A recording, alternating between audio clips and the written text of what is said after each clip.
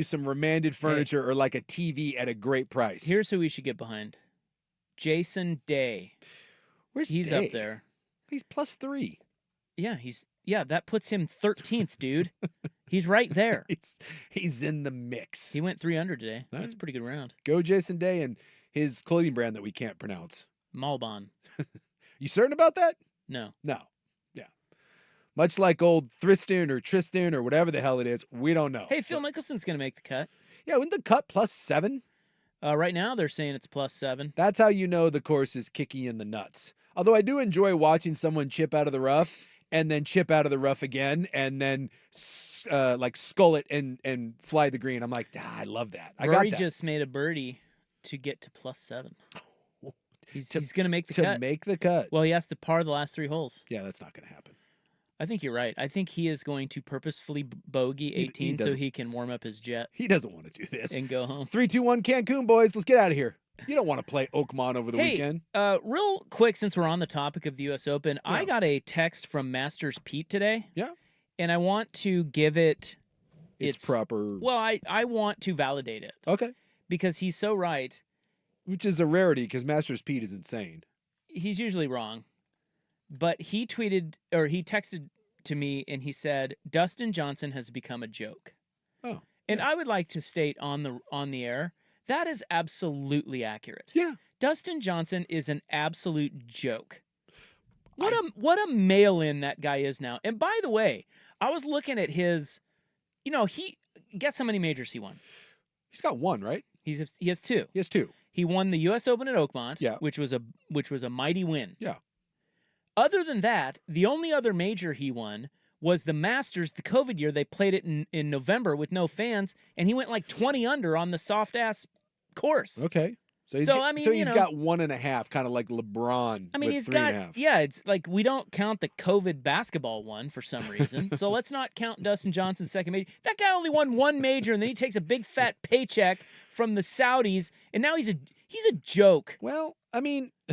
And I can't blame him, no. That's my point. I cannot blame him. Okay. That said, I'm disappointed. All right. Well, here's the thing. He's what, +10, back-to-back 75s. He used to be a badass. Yeah, he's not. He missed the cut. He doesn't give 2 rips. And here's the thing. The dude's got a couple $100 million. He's married to an absolute smoke show, who, by the way, is sitting on an inheritance of probably $100 million. And he just sits around and does blow and God knows what else on his boat, his yacht. You think that guy, we talked about this the day the live thing started happening, that there, in order for any of those live guys to remain relevant, they had to have had a killer instinct. And for 90% of the people that took that paycheck, that is exactly what you think it was. And that was the severance. That was the retirement Social Security check. Thanks for coming. Well, I mean, and no one greater than Dustin Johnson. Yeah, he's like the poster child for that. I mean, Koepka's still fighting. Yeah. DeChambeau's still doing things. I mean, not today, but I just mean like, DeChambeau's still one of the best players in the world. Yes. John Rahm went over there. He's still one of the best players in the world. There's a lot of guys that are still over there grinding it out, The 2 guys that are the poster children for absolute just mail in, take the cash, I'm done. Yeah. Dustin Johnson and Cam Smith. Yeah, Cam Smith did it. Who else? Bubba Watson did it. Dude, Well, Watson was kind of past his prime anyway. See, now those are the guys that I blame the least. The past their prime guys, Lee Westwood, Bubba Watson, certainly Phil Mickelson. Dude, I get it. Go get that bag. You're done anyway. You're not winning on tour that much anyway. Yeah. That I get. Dustin Johnson, dude, he used to be such a badass. Yeah. And now and by the way, did you see that photo shoot he did with Paulina recently? No. Have you seen the photos of that? No. Dude, let me show you something. Did I just look up Dustin Johnson and Paulina? I'm just going to pull it up on my phone. I got to show you this. Okay. You're going to be disgusted. Why? You're just going to be disgusted. Just trust me. Well, I got a bunch of photos. What are they? Jealous, is it the romantic photo shoot? I think I would be. I'm not. Yeah, hold on. Sounds like a great life. No, it's certainly a great life. Just disappointed. Oh yeah, okay. Yeah, do you see the one with his? I see it here. He's wearing a white. He's wearing a white like suit but no shirt. Yes. Yeah. And he's staring at the camera like Zoolander. Yeah. And he's got a big old pair of Paulinas right in his face. Dude. Well, I mean, DJ, what are you doing? Well, bro? I got a good idea what he's doing. Think what we all would do in that situation. Look, I would like to be critical of Dustin Johnson, but I'm Dude, going to be critical of Dustin Johnson. if- He's a joke. Pete is right. If you gave me $125 million tax-free dollars, With his you little just strut. gave me 100. And by the way, I probably already had 50 million. He walks like a chicken. And you gave me 100 extra million and just said here. And by the way, Paulina Gretzky was like, you could go hit golf shots or you could bat these around for a little bit. Oh, by the way, here's a couple railers for you, DJ. You want to take your shirt off and work on your I can't fault him. I'm shocked he's ever on the golf course. You frankly. can call him a douche. That's what I mean. But he's but I guess he has to play because he got the money. yeah. So he's They he's pay there him to play. Yeah. And that's true. He missed that putt at Chambers Bay, or he would have another one. Was that the one too where he had the weird sand trap thing that cost him? No, that was Whistling Straits. That I Whistling believe. Straits? Yeah, He didn't know he was in a bunker and Yeah, he that was grounded the club. the one at Because Chambers that Bay. screwed him too. The one at Chambers Bay, he had like I want to say no more than 3 feet on 18, and he missed Yeah, it. he missed it. And that then was Spieth won. Yeah, the broccoli greens and all that. and- yeah. Look, he had his moment. And Loser. in golf, and Actually, not a loser. Very much a winner. Yes. But at the same time, Yeah. I'm just disappointed. golf is a fickle mistress, and if you don't treat her right, she kicks you square in the groin.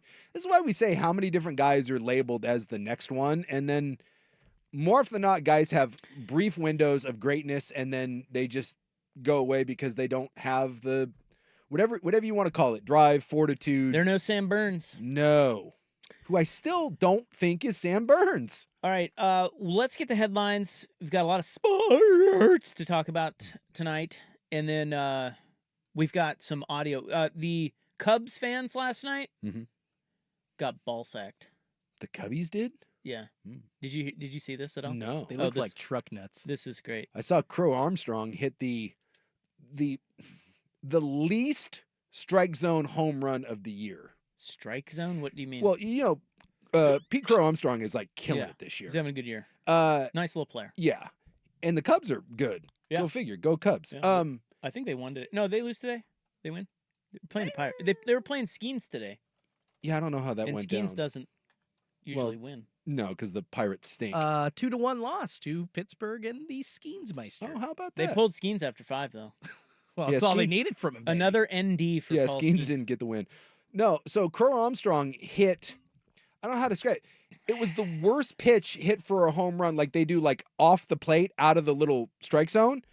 And it was the worst pitch that someone has hit for a home run all year. And someone in the post game brought it up, and he was like, "What?"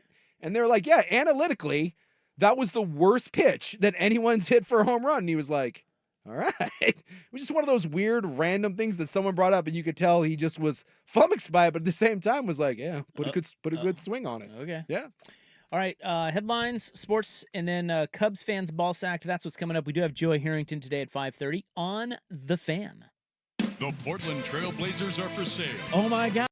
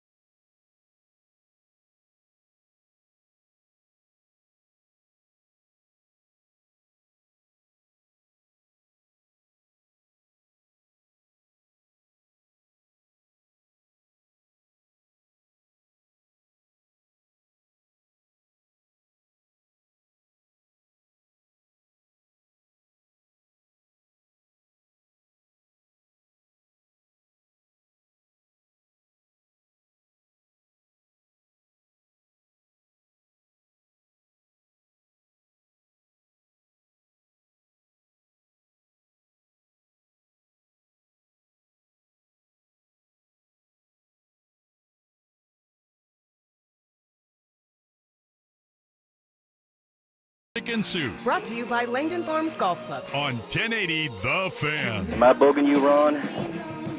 All right, nice to have you along. It's Friday the 13th. I don't know if you know that. Yeah. Yeah, you didn't know that, I did saw you? something about. I saw a bunch of Jason posts yesterday, and I kind of and I was like, "Oh, tomorrow's Friday the 13th," and then I forgot about it. Oh, and like the start of World War III is happening too. So, Are you You guys- scared? Friday the 13th or World War III? Friday the 13th, dude. No, the Israel and Iran at war. Yeah, that's a little. That's What are you, Lars Larson now? no, but that's a bit disconcerting. I was going to ask if you were superstitious, but no, that seems a whole lot more serious. Yeah. You're right. No offense, but like the idea of a black cat walking in front of me, or I don't know, The ladder, walking under the ladder. yeah, the ladder. Or the thing about Jason that always threw me is China. so Jason. Did you ever see the Friday the 13th movies? Oh, sure. So in the original, right, he's just a kid that drowns at yeah. So he drowns in the lake, and the mom is the killer, and then like he arises from the watery grave and is like, "Ah, surprise, bitches," and starts, hatching in people. But he's like a kid that drowns. And then over the course of the next several movies, he becomes like a 6'6", like Terry Tate linebacker that punches people's heads off. How did he go from skinny, like if Brandon Sprague drowned in a lake, and then like his corpse was underwater for like 3 years, and then like he emerged as Brock Lesnar? It doesn't make sense to me. Like that one always threw me for a loop, how he went from one to the other. But yeah, Friday the 13th. Kill. But no, the war in the Middle East scares me a little bit more than, a watery tart with a machete running around. Throw the salt shaker or throw salt over your shoulder. You knock the shaker out, whatever the hell. Stabbing horny teenagers humping in the woods. What? Oh, by the way, Whenever the Friday the 13th, what the basis of all those movies are, I'm at a camp, I get all horned up, I get my camp counselor gal to go over and, try to like explore the woods, the scraggly woods, and nothing good's ever happened in the woods. And then Jason's a perv because he was a horned up teenager, and he sees him in the woods, and he's mad now because he's dead because he can't get any. Instead, he goes over and he like stabs you to death while you're getting it on. That's the plot of every death in Friday the 13th. I went to the internet Or internet. and I found the pronunciation of Thurston Lawrence. Yes. It's Tristan. Yeah, which is a little odd, but Yeah, the H is silent. It's Yeah. Tristan Lawrence. I'll take the loss on that well, that takes a little bit of the snootiness out of it. With Thurston. one. Well, why would you spell it with a TH? That puts the snootiness right back into Well, someone it. said Thomas, right? That was a good point. Like I always think of TH as the, but Thomas is a T. So I don't know. No, I don't know either. Why is anything spelled the way, nothing Why is makes, anything the way it is? nothing makes sense. Yeah, knee What and is knife even have a happening? K? What the hell? I don't know. Let's ask Lars. Is it First Amendment Friday or I don't know. I don't Whatever. know. Second That is- Amendment. that is I correct. don't know. Yeah, Schulte's a Lars guy. He used to work with him. Yeah, I phone screened for him back in the day. Did you really? I did for a year and a Does half. he or really so. have a gun on his hip at all times? Do you hold his gun while he did his show? No, but yes, he does have a gun on his hip. I have seen that in person. God. Nice guy. Nice guy. Nice guy. Good guy. Yeah, good Nice guy. No. At the ready at all times. Ha! Yeah, good guy. I hope he carries two because one isn't enough. His persona on air is I just, got to be packing heat at all times, baby. Woo! his persona on air is a little over the top. He would give you the shirt off his back though. So Would he? Would he give me his gun? if you needed it, maybe. Hey, Lars, let's talk, man.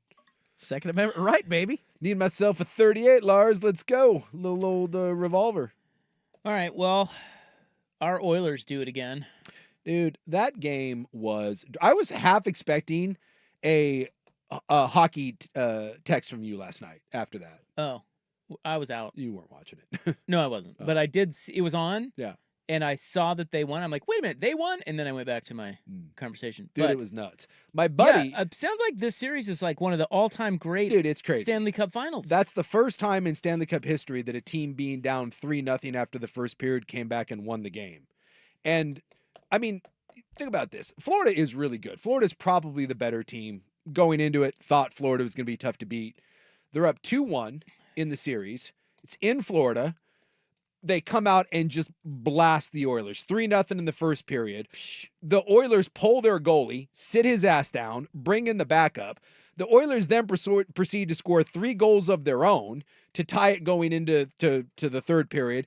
They get perceivably the game winner to go up 4-3, and then with 19 seconds left in the game, the Panthers have a pulled goalie. The backup goalie, who's been lights out, whiffs on a puck. He goes to clear the puck and he whiffs it. Leads to a turnover. Florida scores with 19 seconds left to send it into overtime. Then Florida dominates the OT, and it looks like it's only a matter of time. And then Leon Draisaitl goes down and with one hand goes to throw a pass to his teammate. It hits one of the Florida Panthers in the leg and ricochets in, and they win 4-3. It's good stuff. You couldn't, if you wrote it in a Mighty Ducks script, you'd be like, Gordon Bombay, that's ridiculous. That didn't happen. And yet, here we are 2-2 going back to Edmonton. Best of 3. Freaking nuts. Great series. They're like the Pacers of the NHL. Yes. Right? Yeah. My Oilers. Yeah. There's just, and you have probably the 2 most resilient, it is never over teams that I've seen in 20 plus years. I mean, this is really, really high level hockey. And I hate the Florida Panthers. Like right now, they are probably my least liked team of any sport, but it's a damn good squad. It's their 3rd straight finals. This is Edmonton's 2nd straight. And last year it went to 7 games in a 2-1 finish. And it sure feels like we're heading to a 7-game winner take all, 1 game up in Edmonton. Let's go. It's phenomenal. And then we got the Pacers unhinging their jaw tonight and swallowing the Oklahoma City Thunder whole. It's possible. Winning the all-pivotal Game 4 and taking a commanding 3-1 series lead. Feels like they go 3-1. I mean, that unless you're LeBron, you don't come back. If they from go 3-1. 3-1, they win. Oh my God. Dude, some of this, What happened? some of this rough play at the US Open is. That's not even in the rough. Well, it was. It So was on the fringe. No. He was in the rough maybe an inch off of the fringe and chipped it, and the ball went maybe 6 inches and then landed in the fringe and stopped. I don't think I've ever seen. That was Thomas Dietrich. I don't think. See if they show this again. I don't know if I've ever seen a pro golfer do that.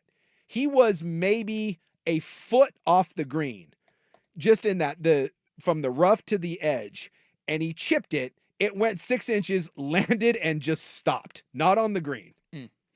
Spawn is in with a 72. Yeah. So he's 2 under. So you have, going into tomorrow, you're going to have Burns at 3 under, Spawn at 2 under, Hovland at 1 under. And those are your leaders. Yuck. And then there's some other guys still out there, but Yeah. it's not going well for anybody out there. No, Although it is not. Rory's trying to make the cut. He's right on the cut number with 2 holes left. So Not looking good. I have a bet for him not to make the cut, so I'm hoping he makes a bogey. He doesn't want to play on the weekend. Sometimes these guys don't. No. You got to, again, They're like, the Jets warmed up. Yeah. You're fine. Like, you already We'll got see. you got your Grand Slam. Go. We'll see. Yeah. Go. All right.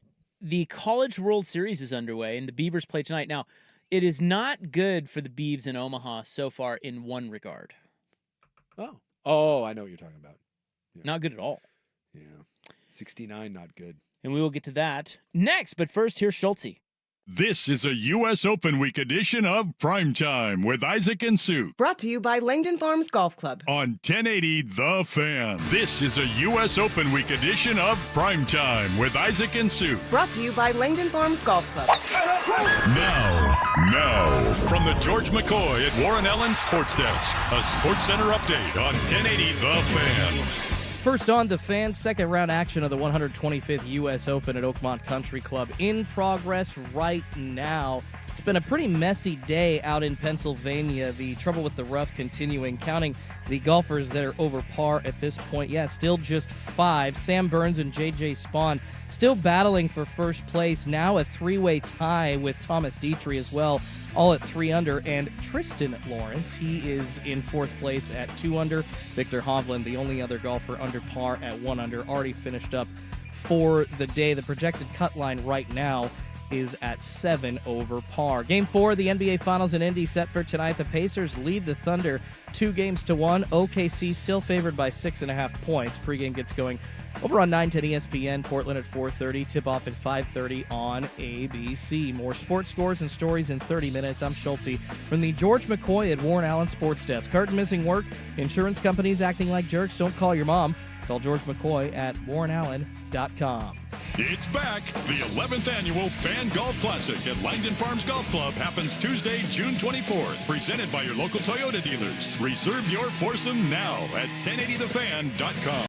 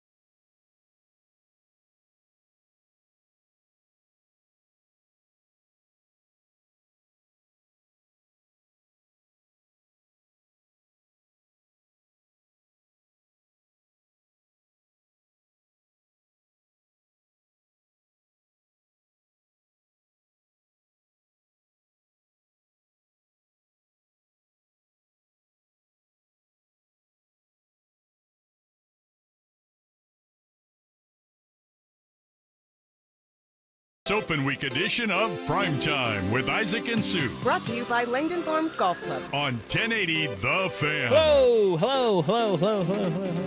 Hey, I didn't see who won the Arizona Coastal Carolina game today. You don't even know. Look at Schultz. He's looking at me like I got three Like I'm heads. like, they played earlier? Yeah. That game should be over. I just didn't Yeah, check. the Beavs are getting underway. Beavs will be going here in about 20 minutes. Yeah, I think 4 o'clock, I believe. Yeah, ESPN's website sucks for finding scores for college baseball games. I will say that it is mildly frustrating when. Yeah. It's not readily available, is it? No. You got to go click on college. They don't even have their own category. Yeah, you got to go college under more sports. sports, then college Yeah. sports, and It's then like Coastal 6 Carolina 7-4. Thank you. Ah, my Your Chanticleers. Chanticleers. Yeah. Wow. 24-game winning streak now? Wow. Is that right? Yeah, they have won their last 24, obviously, conference They have stuff included. of the pod, right? So it's Louisville, Oregon State, Arizona, Coastal Carolina. Coastal Carolina has 54 wins. I mean, the Beavs have 47. Well, the Carolina was they're the third most likely to win the College World Series based on the odds. Yeah. Number one was LSU, or maybe it was Arkansas, I think it was LSU. and then it was Arkansas, and then it was Coastal Carolina. So yeah, Coastal Carolina is not like a little engine that could sort of thing. Coastal Carolina is apparently good.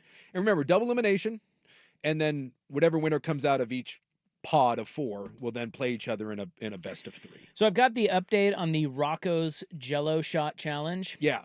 So this is a thing they do every year in Omaha. In Omaha. Yeah, and it's at this Rocco's Pizzeria, Mhm. and they have Jello shots for $5, and it's a big charity thing, and they keep a big board of the fans from each team who buy the Jello shots.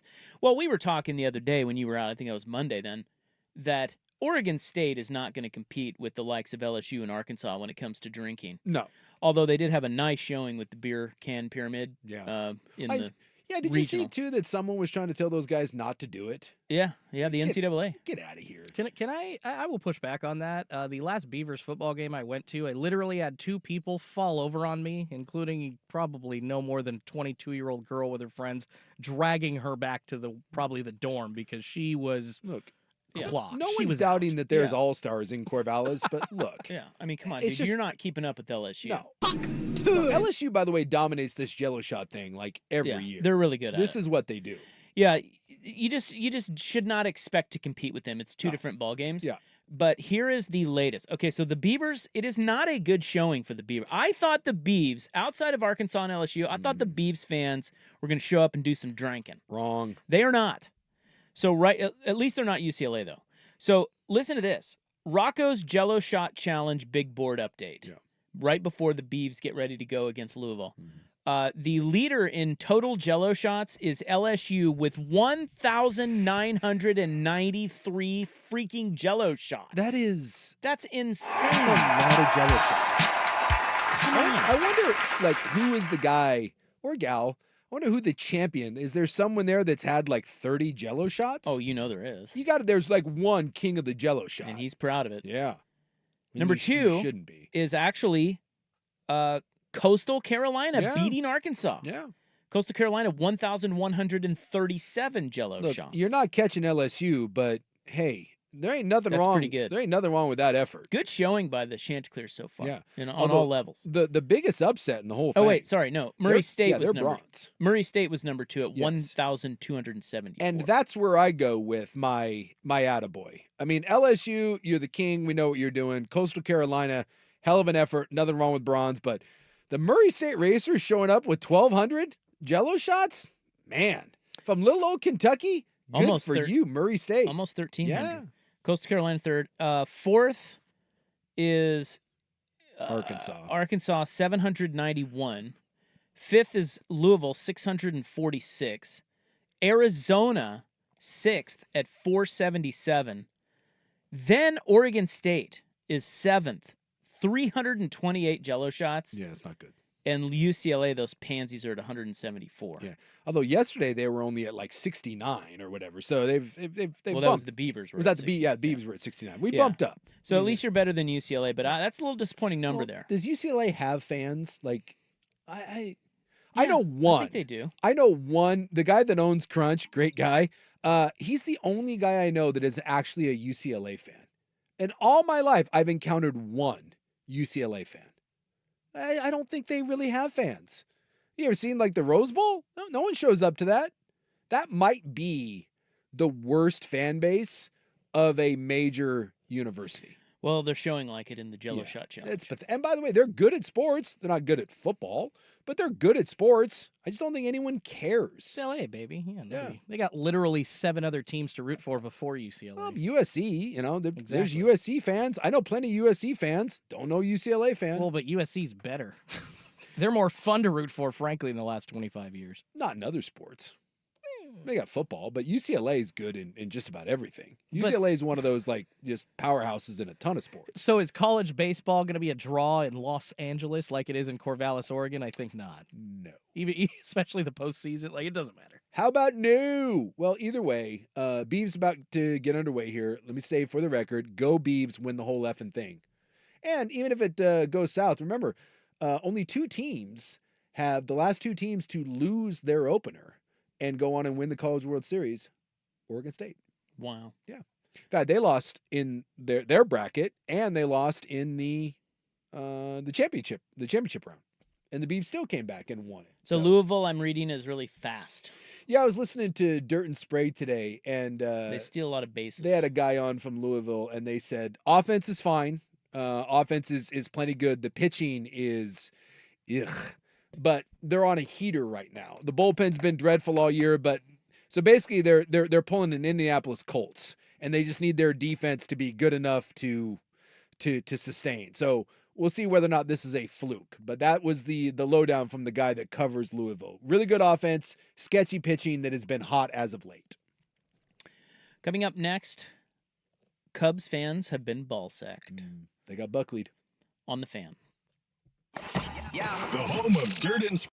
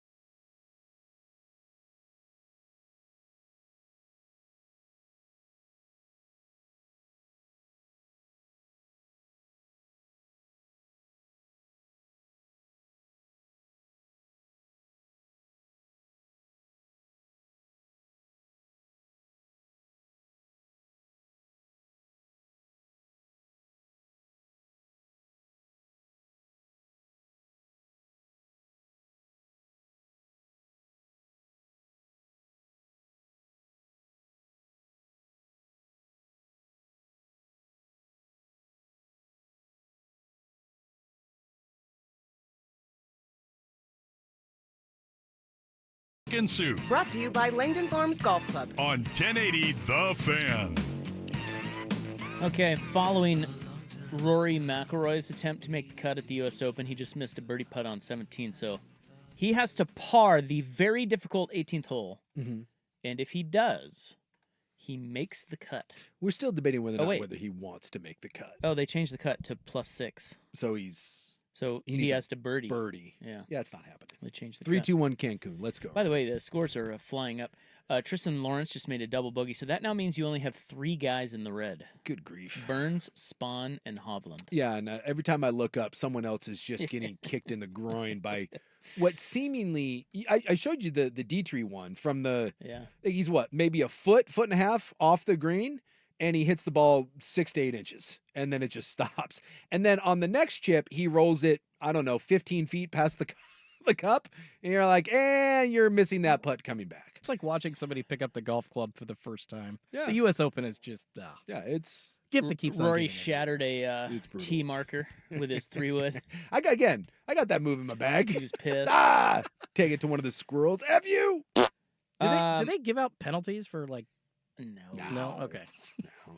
You get like a kick him off the tour. They'll give him a, They'll look at him sideways, Yeah. but he doesn't care. He's Rory McIlroy. and then someone will give him the thumbs down, which I'm telling you, I've been doing that for the last handful of months. It's way better than the middle finger. He'll be shamed. He'll go into his post-round press conference and they'll be like, Rory, we saw you smash the...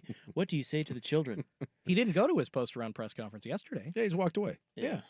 Yeah, he'll again, if he bogeys here, if he doesn't make the cut, he's not going to go to a press conference, dude. He's No. out of there. No. He's jumping on his jet, heading to a beach. You wonder if his wife's like calling him, like, dude, get your ass home. Yeah. Like, what are you doing? I'm disgusted with this play. Make a bogey on 18 and get home. Well, do you want, like, Your daughter needs you. if you're Rory, do you know how frustrating this course is? You have no chance to win it. You don't care about the money. Is there any prestige in like finishing 35th at the U.S. Open? What incentive? I mean, this is the Dustin Johnson thing. And what incentive do you have to stick around and get your teeth kicked in for the next, 48 hours at Oakmont? You really don't. I told you my story of Phil Mickelson at the Masters on 18. Yeah. When I was standing there on 10, and Yeah. so 10 and 18 butt up against each other. Yeah, you can see him. I was standing on 10, but there's trees in the middle of like a deep forest in the middle, between 18 and 10 Yeah. fairways. And we're standing on 10 watching balls. And all of a sudden, a ball comes plinkoing in the trees over there. And we're like, what the hell? Huh? That is a wayward tee shot off of 18. So we wait to see who it is. And up Saunders Phil Mickelson. He has no caddy. He's just standing there looking at the ball, waiting for his caddy, who's running up there. He grabs a club. I don't even know if he knew what club it was. This is He fine. just hits the shot up over the trees, makes a bogey, warms up the jet. Let's go. He wasn't going to make the cut, and you could tell he didn't give a rip. Oh, so that makes me feel good because that's we've all had those rounds. I was playing with a buddy of mine a couple weeks ago, and it just was not working for me. The whole round was just was bad, and we were just playing 9 holes, and we got to 9, and I hit it over into the bunker, and it was like right against the lip of the bunker, and I'm like, oh, this is gonna be fun. So I hit it, goes backwards into the trap, and then I hit it out of the trap over the green. And I'm walking back on the other way, and he goes, dude, you want me to get your putter or whatever? I'm like, just so you know, this club will finish this hole. I'm like, I'm gonna 3-putt with this wedge. I'm not bothered. And by the way, it was just one of those walking, like you just tap, the ball's still moving, tap it again. It didn't matter. Like we've all been there where you just reach the point of F it. Yeah. And it makes me happy that Phil at the Masters was like, you know what? Don't care. Don't care. And I didn't have a jet waiting for me. Phil's got a jet with probably, Phil and the stewardess, that was the old, the Tom Brady, Matt Damon, or Ben Affleck sort of thing, where supposedly they would all fly around to like Vegas and like party together. And that was the private jet with the stewardess that may have been the end of the Ben Affleck marriage. Oh, really? Yeah. On Phil's jet? I don't remember whose jet it was, but yeah, I think it was Phil's jet. Wait, Oh, to wow. Jennifer Garner? Yeah.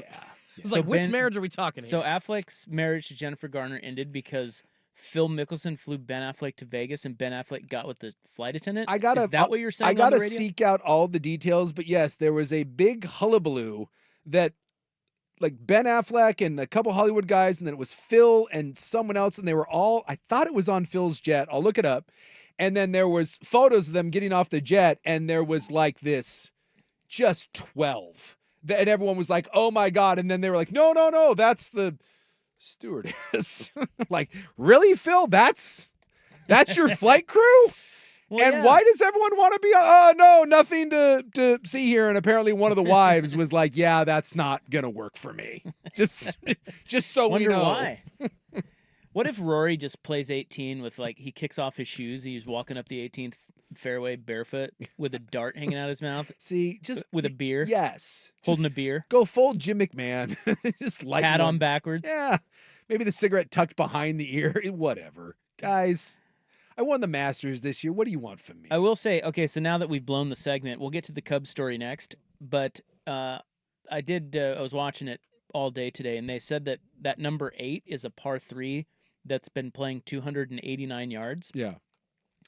They are, I don't know whether it would be tomorrow or Sunday, but one of the 2 days they are expecting to move the tees back and play that at 301 yards. It is a par 3. Good Lord. So it will be the longest par 3 in major history. So will people They'll hit driver. hit driver? Yeah. I mean, some guys will. Yeah. I mean, yeah. can you? So you try to like roll it up there? Or Yeah, you try to hit the slot.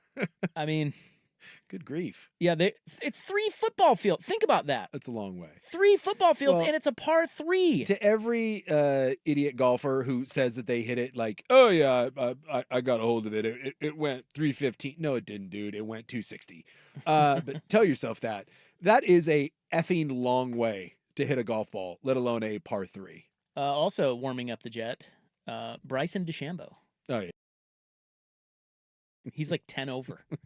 I mean, there is absolute carnage out there. Yeah. Justin Thomas was like 10 or 12 over, something like that. And I'm just convinced. Shane Lowry was like 15 over. And I'm convinced that just Crazy. you don't want to, at that point, you don't want to play the weekend. That for those guys, that has to be the most frustrating thing in the world. You are the best of the best, and a course is just reaming you, and you feel it's unfair. You're not signed up for that again. You know what the worst score is? I looked at that. 156th place. Yesterday, So no one withdrew. No, yesterday it wasn't. I saw yesterday's. Yesterday's wasn't that bad. There was no like, It was like 14, wasn't it? Yeah, there wasn't like an 89 or something.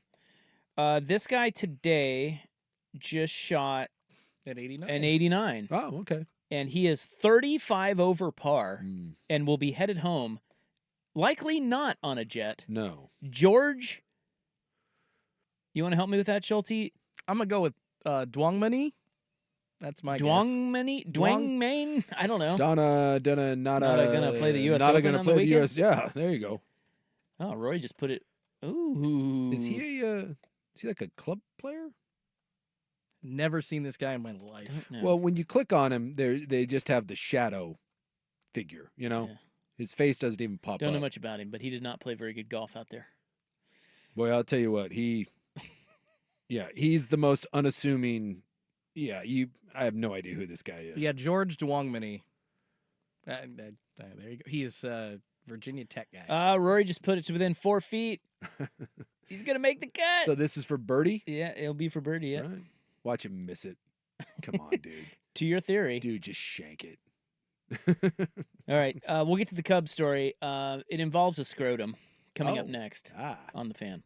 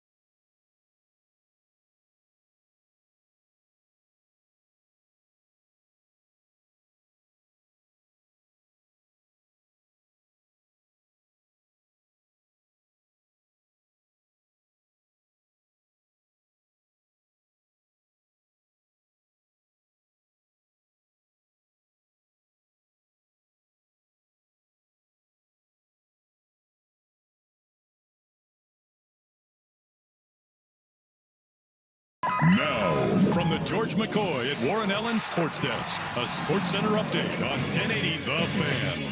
First on the Fan, the second round of the U.S. Open over in Pennsylvania happening right now. It's a mess, only 4 golfers under par at this point, and the projected cut line sitting at about 7 over par right now. Sam Burns, your leader at 3 under, already finished up through the day, was 5 under for his second round. J.J. Spawn in second place now after falling from atop the leaderboard. He is at 2 under after shooting 2 over today. Victor Hovland and Tristan Lawrence tied at 1 under par for third place. A couple other golfers sitting around the projected cut line.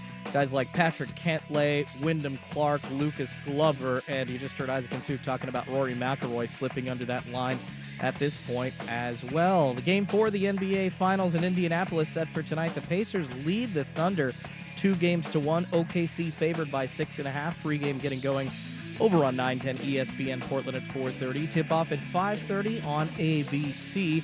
And Oregon State kicking off the College World Series. It's a double elimination game against Louisville in Omaha. The Beavers, the betting favorite at -200. First pitch momentarily on ESPN. More sports scores and stories in 30 minutes. I'm Schulte from the George McCoy at Warren Allen Sports Desk. Curtain missing work.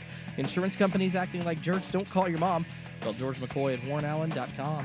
More, please. Golf in the Northwest with Jason Swigart is back. Saturdays at 8 a.m. before the Sinner and the Saint on Portland's sports leader, 1080 The Fan.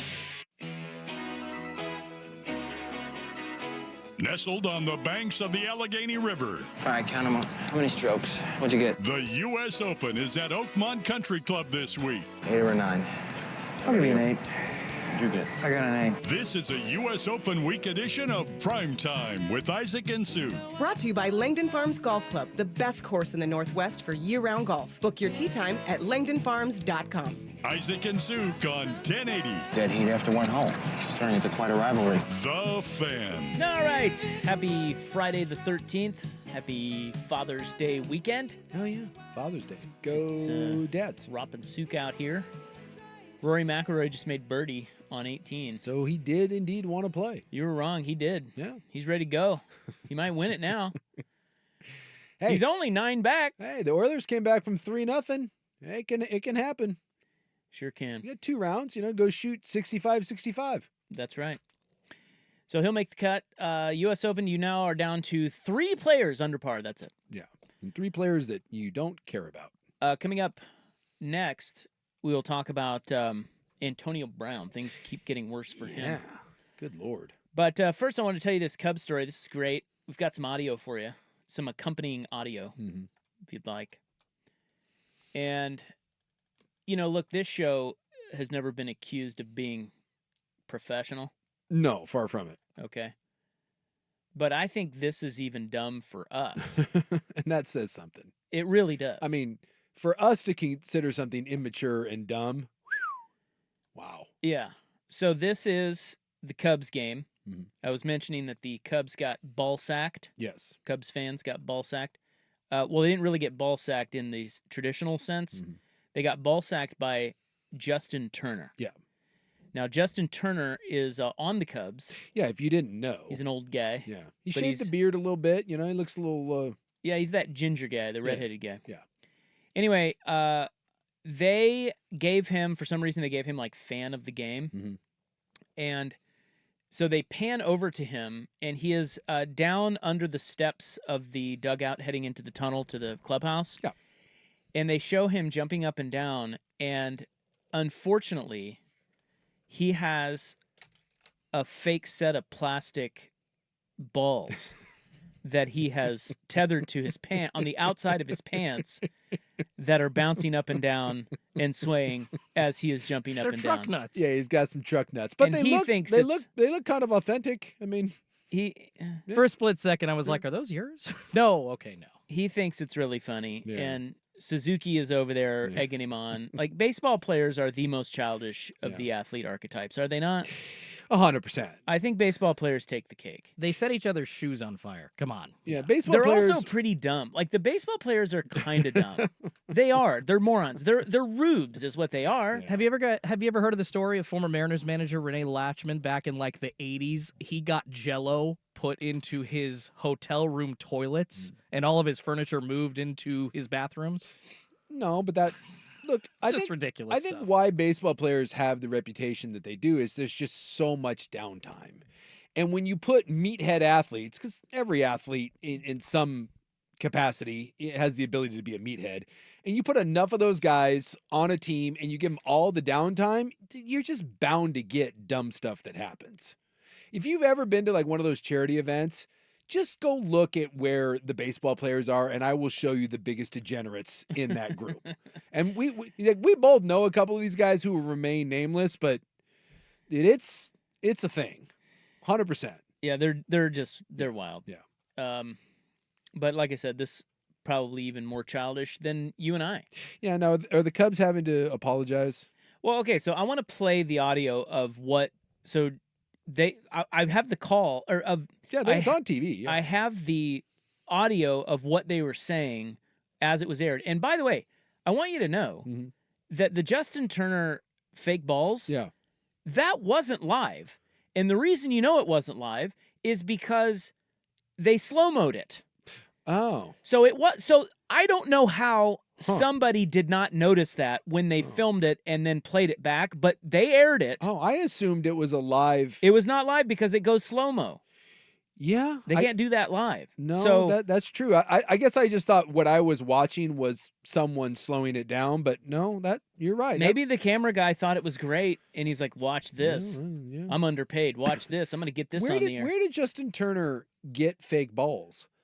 I don't know. Wherever. Do you buy like fakeballs.com? I don't we'll head there. I just don't know wanna go where there. you like if I was looking for fake testicles, Joke shop.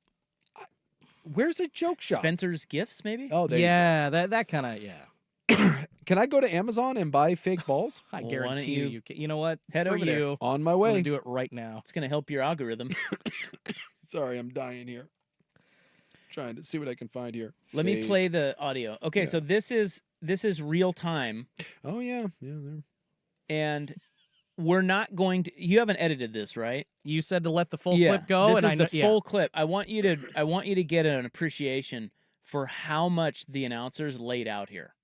Okay? Yeah. Are you ready for this? I'm ready. Are you paying attention, Ron? I am. This was the call when they showed Justin Turner jumping up and down with fake plastic balls. On The fan. Our fan of the game brought to you by Mike's Hard Lemonade for the love of lemonade, and it's you, Justin Turner. You are our fan of the game. Woo!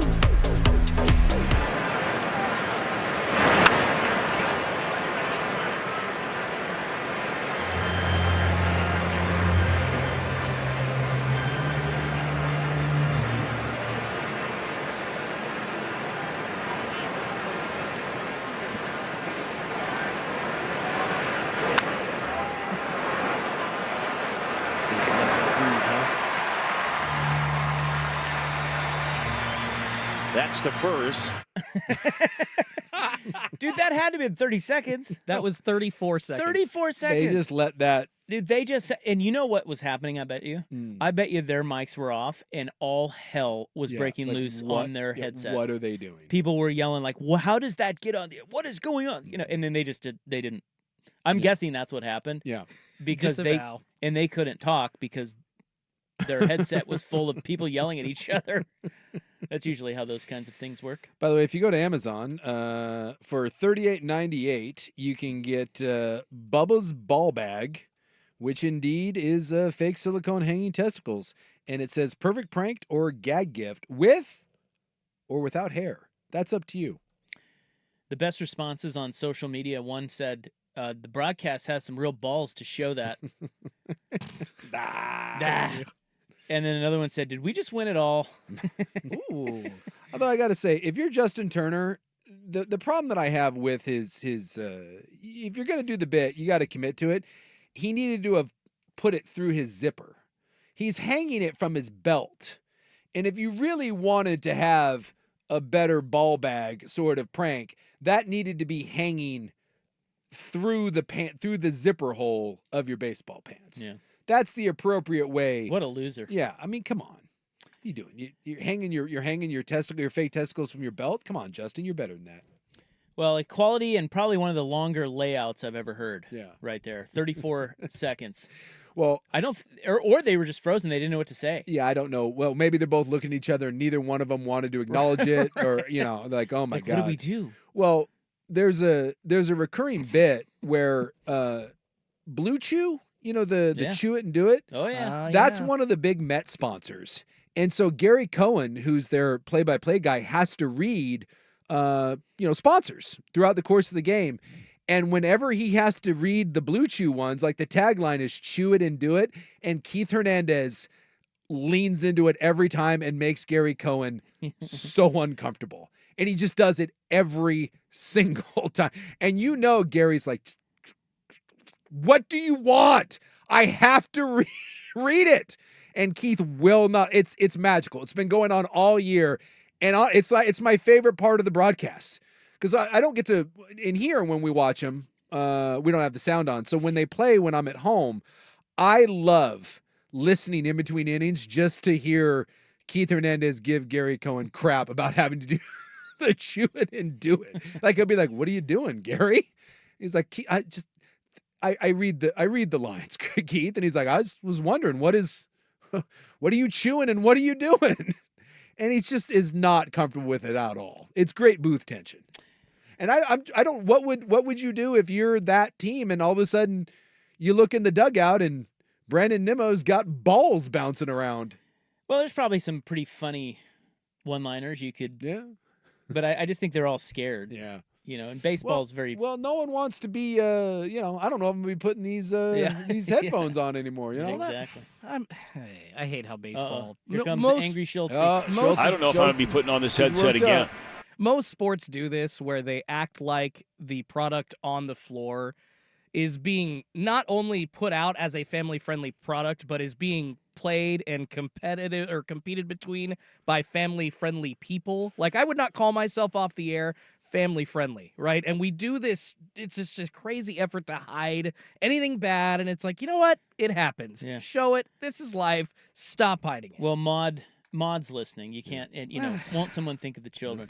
I get that, but I also you don't want Maud calling in on the Puget Sound Energy postgame show talking about fake balls. But I also get what you're saying in a sense that it's like, just take the cob out. Like, can we all take the cobs out of our asses? Yeah, but that probably shouldn't air. But at the same time, if it does, and you crack a joke about it, is it the worst thing in the world? Maybe. It's not airing every night. Maybe. We can't handle silicone nuts. Or maybe it becomes a bit, and it does air every night, and the fan of the game is handed the fake nuts. See, what if that were their home run celebration? I would love that. Like, smack a dong, and then you shake the balls. Well, we had the home run. We had the dong bong. Oh, no. The Orioles were doing the dong bong for a while. No, that was the Dodgers. Weren't they hitting cups?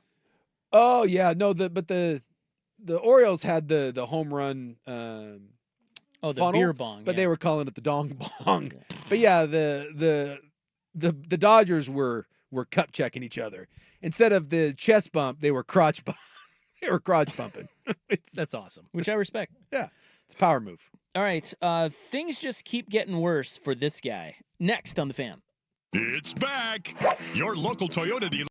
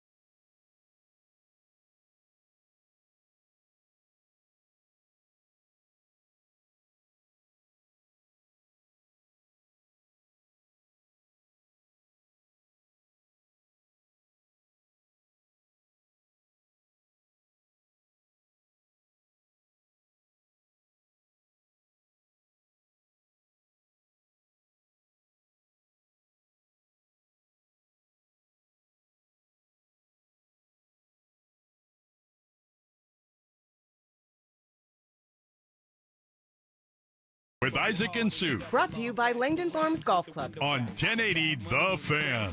All right, in the news, in moments, Joey Harrington coming up next hour. Talk to him about something. And, Things. Antonio Brown is back in the news. Not for good things. When is the last time he was in the news for anything good? It's a valid point. Won a Super Bowl. Ex-wide receiver, That was probably the last time. Right? Steelers. I don't think he was the headline. I think his draft day. That was the last good headline for him. Yeah, I mean, he's been in the news for all kinds of stuff. He assaulted like the mover guys or something. And he was barricaded into his house for a while. Yeah. Refused to pay him. Walked off the field. Was that the Jets? That was the Jets. Well, no, that was with the Buccaneers against yeah. the Jets. Yeah. Yeah. Middle finger. Yeah, he's had an interesting run. Well, he's on. Oh, and then wasn't there something about peeing? Didn't he pee or like whip out his? Well, apparently it was the whole masseuse and washcloth thing. He got caught up into that. Assaulted some people. This last one is a nightclub shooting. I mean, it's just. I thought they were at a fight. They were at a boxing event. Yeah, they were at a boxing event. There's I thought it was like an after party. No, that was at the arena of the boxing event. You can see the video. Yeah. He is now facing charges of attempted murder because he pulled out. He got into it with somebody, and they're kind of. It seems like it's like on the loading dock, of the arena or wherever they were. Yeah. And he went and got his gun and fired a couple shots. Nobody died. I guess I was saying, or I read it wasn't his gun. He took a security guard's gun. Oh dear. He took someone else's gun off of him and then ran after a guy and started shooting. And may have grazed the guy in the neck. So he was, they had him at the time. Yeah. And police let him go, but he posted an explanation to social media. He said, "I was jumped by multiple individuals who tried to steal my jewelry and cause physical harm to me. Contrary to some videos circulating, police temporarily detained me until they received my side of the story and then released me. I went home that night and was not arrested. I will be talking to my legal counsel and attorneys on pressing charges on the individuals that jumped me." Well, it turns out they reviewed a bunch of footage, and I guess they have enough where they think indeed he took someone's gun and shot at this guy, and so now he's wanted. He's a wanted man. He is wanted man. And they're wanting him for attempted murder. Which is crazy. Although, is it?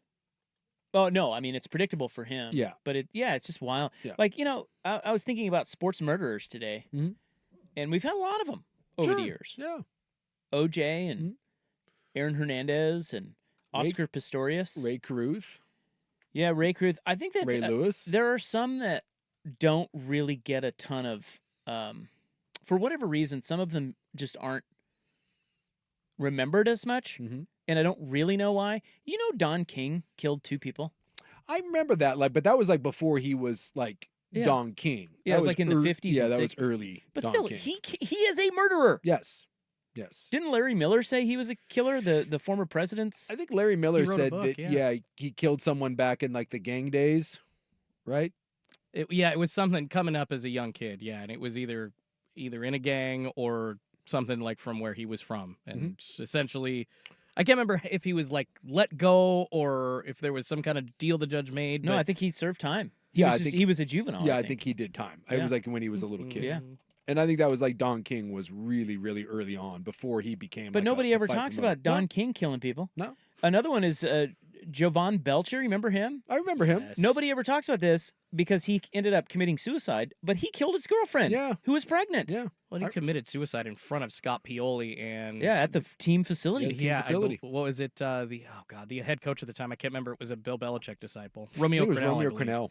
Yeah, really, really bad. Yep. It's another one. Jason Williams, Oh yeah, Jason limo- Williams shot his the limo driver. and then covered it up. the former basketball player. And I don't think he did a ton of time. Wait, white chocolate? No. He was the black guy black that played Jason for Williams. the Nets. Thank you. The one that got into the motorcycle crash. Yeah, I guess the story behind that is that he was drunk and was dinking around with a shotgun, and was it was a double barrel one that it's a breech loader, and so he was flipping it up, and the limo driver was like, "Please stop," and Williams was like, "What, are you afraid?" And he blew a hole in him, shot him in the chest, and then hid the gun, and it was a whole big cover up. I remember that. Crazy. Yeah. But Ray Lewis killed a guy and Well, to this day, he denies it. He no, says it was his he killed crew. him. They just say it was like self-defense, but he killed him. Ray Lewis stabbed him. I mean, there's not any sort of like debate of what happened. That guy's dead.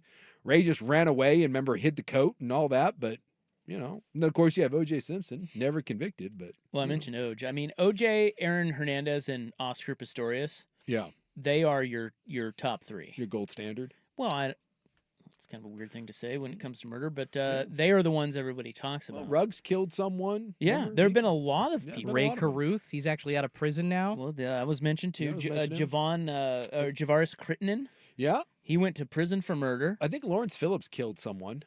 Yeah, he's dead now. I think he killed himself or died in a prison thing. But yeah, I think Leonard Little. Yeah, Leonard Little. He had a DUI, killed someone. Yeah, a lot of that.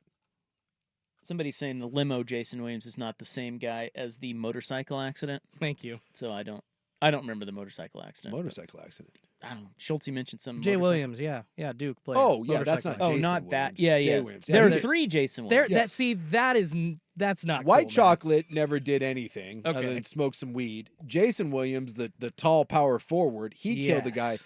Jay Williams is the little analyst guard from Duke, and he didn't do anything other than ruin his career. Right. Because he wrecked a sport bike and like effed up his leg or something and never could play again. So those are two very different things. Chris Benoit, the professional Who's wrestler.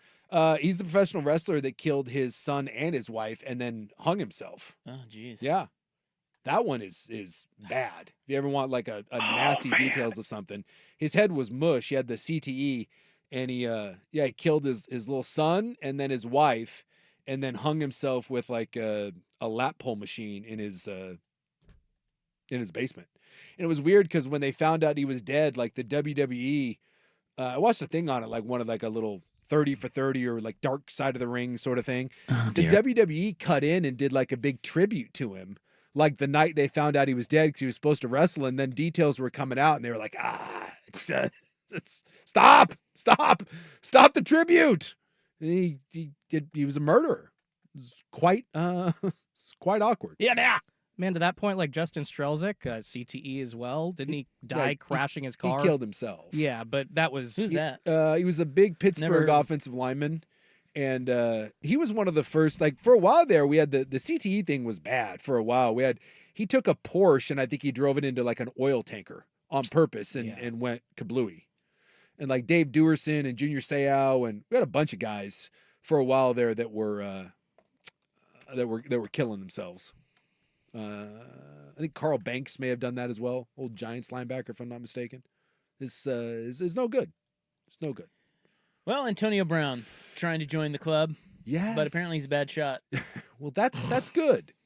You can make a case that, I didn't hit anyone and yeah. Thankfully. One of the UFC greats, Cain Velasquez, he got attempted murder. His son, I believe, had been molested by a daycare worker. So Cain Velasquez took a gun and tried to hunt the guy down like on the freeway and started shooting at him and ended up shooting other people other than the guy. And they caught him and he pled guilty, and I think they gave him like 3 or 4 years in prison. But imagine like the former UFC heavyweight champ coming at you with a gun. Like, whoops. Yeah, Lawrence Phillips killed his cellmate in prison. Yeah. And then he's dead, right? Yeah. They found him unresponsive in his cell. Yeah. Lawrence Phillips was a bad guy. Yeah, they're saying suspected suicide. Yeah, he was a legitimately just... Oh, he hanged himself. Yeah, he was a legitimate, terrible human being. He tried to run over some kids that were playing like flag football. One of the things, I think maybe the reason he's in prison is, I don't know, someone was making fun of him or whatever, so he got in his car and he tried to run over a bunch of like teenagers playing pickup basketball or football. Yeah, he was arrested for assault after driving a car into 3 teenagers following a dispute during a pickup football game in L.A. Yeah. Wasn't old like Ugetha Urbina? He was convicted of like attempted murder. I don't think he actually killed the guy. Oh, Ugi Urbina, that's a good pull. He set someone on fire at his pool, right? Oh my God. Right? Yeah, I think he that's right. I think he was down in the Dominican Republic and he was trying to like shoot a guy, or there was some sort of dispute, and the guy like jumped in the pool or maybe he jumped in the pool because he was trying to set someone on fire. He assaulted 5 farm workers on his property, accused them of stealing a gun. He then used a machete and tried to douse them with gasoline. I forgot about that. God. Yeah, That's a good one. He doesn't get ever talked about. Kind of forgot about that guy. Marvin Harrison. Somebody else brought up Marvin Harrison. Yeah, he killed someone, but they couldn't really prove it. And that's when we found out that Marvin Harrison actually is kind of like He's a bad dude. he's a bad dude. Like, we didn't think so. No, but he's like he's deep into like gang culture and stuff. And I don't think they ever pinned it on him, but I think it's more of those like we think he probably did some stuff. You never know, man. Some of those guys behind the scenes are legitimate. Like, what are they like? Everyone tries to pretend to be tough, but on every team, there's a guy or two that's actually from a neighborhood that's different. Yeah, that's like a football thing. We were talking about baseball players and the archetype of baseball players just being they're kind of country boys, kind of dumb. Yeah. Football is just some scary, violent bad dudes. There's violent guys. Yeah. 100%. And if you the other one too is the fight world is full of just no one, how do I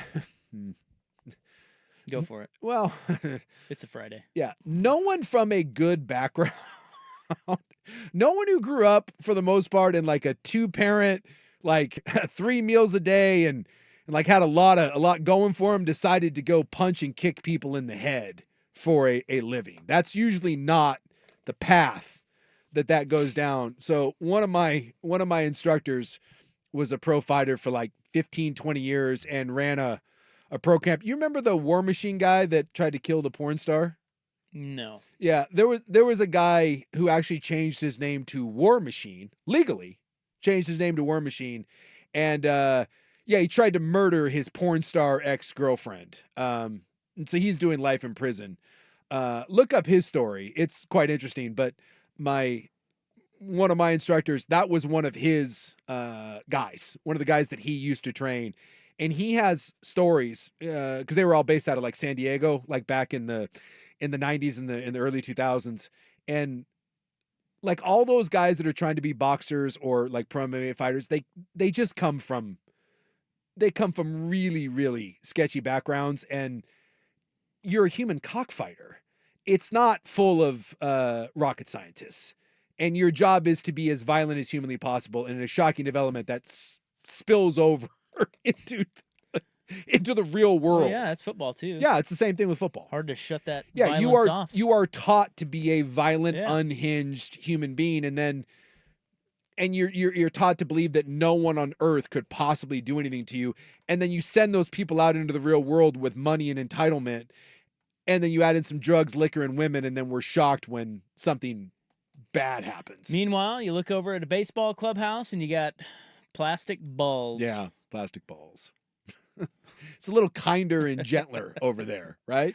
You guys remember Danny Serafini, old MLB reliever from the 90s?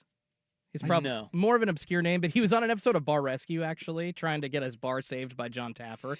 Shocking. It did not, but a couple of years ago, he actually is accused of murdering his in-laws. So add him to the list. Okay. Oh, what about the wrestler here in town? Killed his wife. Oh, Jimmy Snuka. No. Just recently lived over in northeast or maybe southeast Portland out there.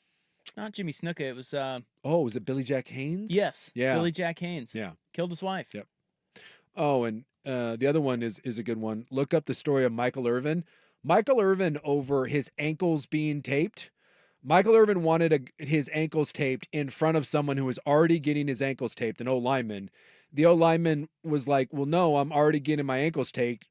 And Michael Irvin said, no, move. And his teammates were egging the O-lineman on and be like, don't let him bully you. What's he going to do? So he told Michael Irvin, no, go away. Michael Irvin picked up a pair of scissors and stabbed him in the neck. And they said that, like, and Michael Irvin even talks about it. He says that was like a half an inch away from cutting that guy's jugular. Jeez. And he would have bled out and died. Michael Irvin says it was the luckiest thing that ever happened is he didn't kill that guy. All over ankles being taped. That's the sort of unhinged stuff that happens in a locker room. And you just never know when you're going to set off the one guy that has it in him to take a pair of scissors and stab you in the neck. But every team has them, every single one. All right, there is a segment on athlete murderers. Pretty uplifting. Yeah. True story.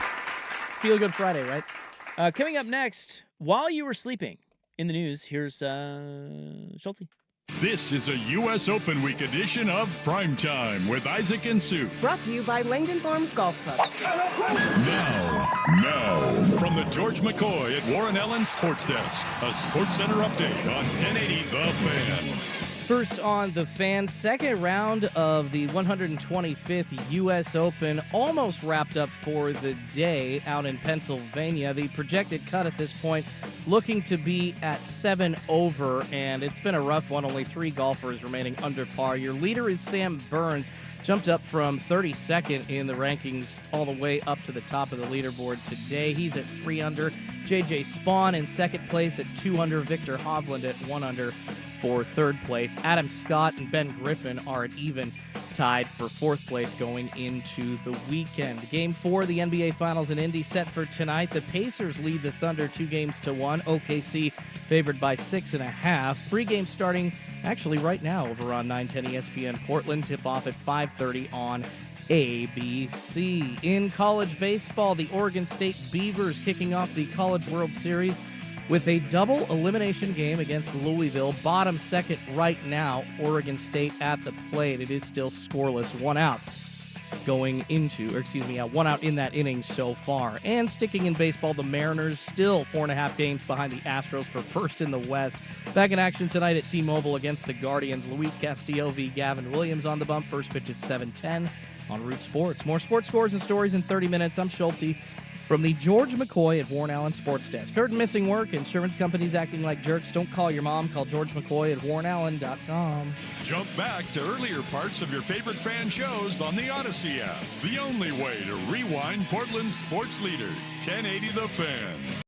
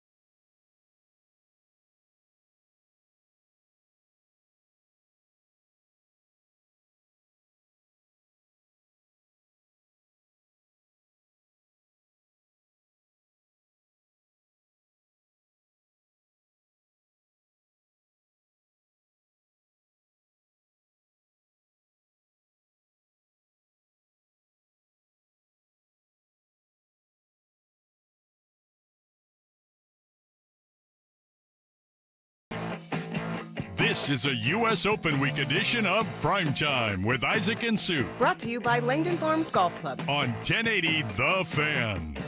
Cruising right along on a Friday. Friday the 13th. Father's Day weekend. Hi. Kill. Cha, cha, cha, cha, cha. It is June 13, 2025. Time for In the News. I'm your noted newsman. Hello. Thank you. Still humble. And it's beautiful as ever. Thank you. I don't like I'm trying to watch the Beaver game, and they keep giving me the split screen with the NBA countdown. I don't give two S's about Stephen A. effing Smith and the NBA countdown.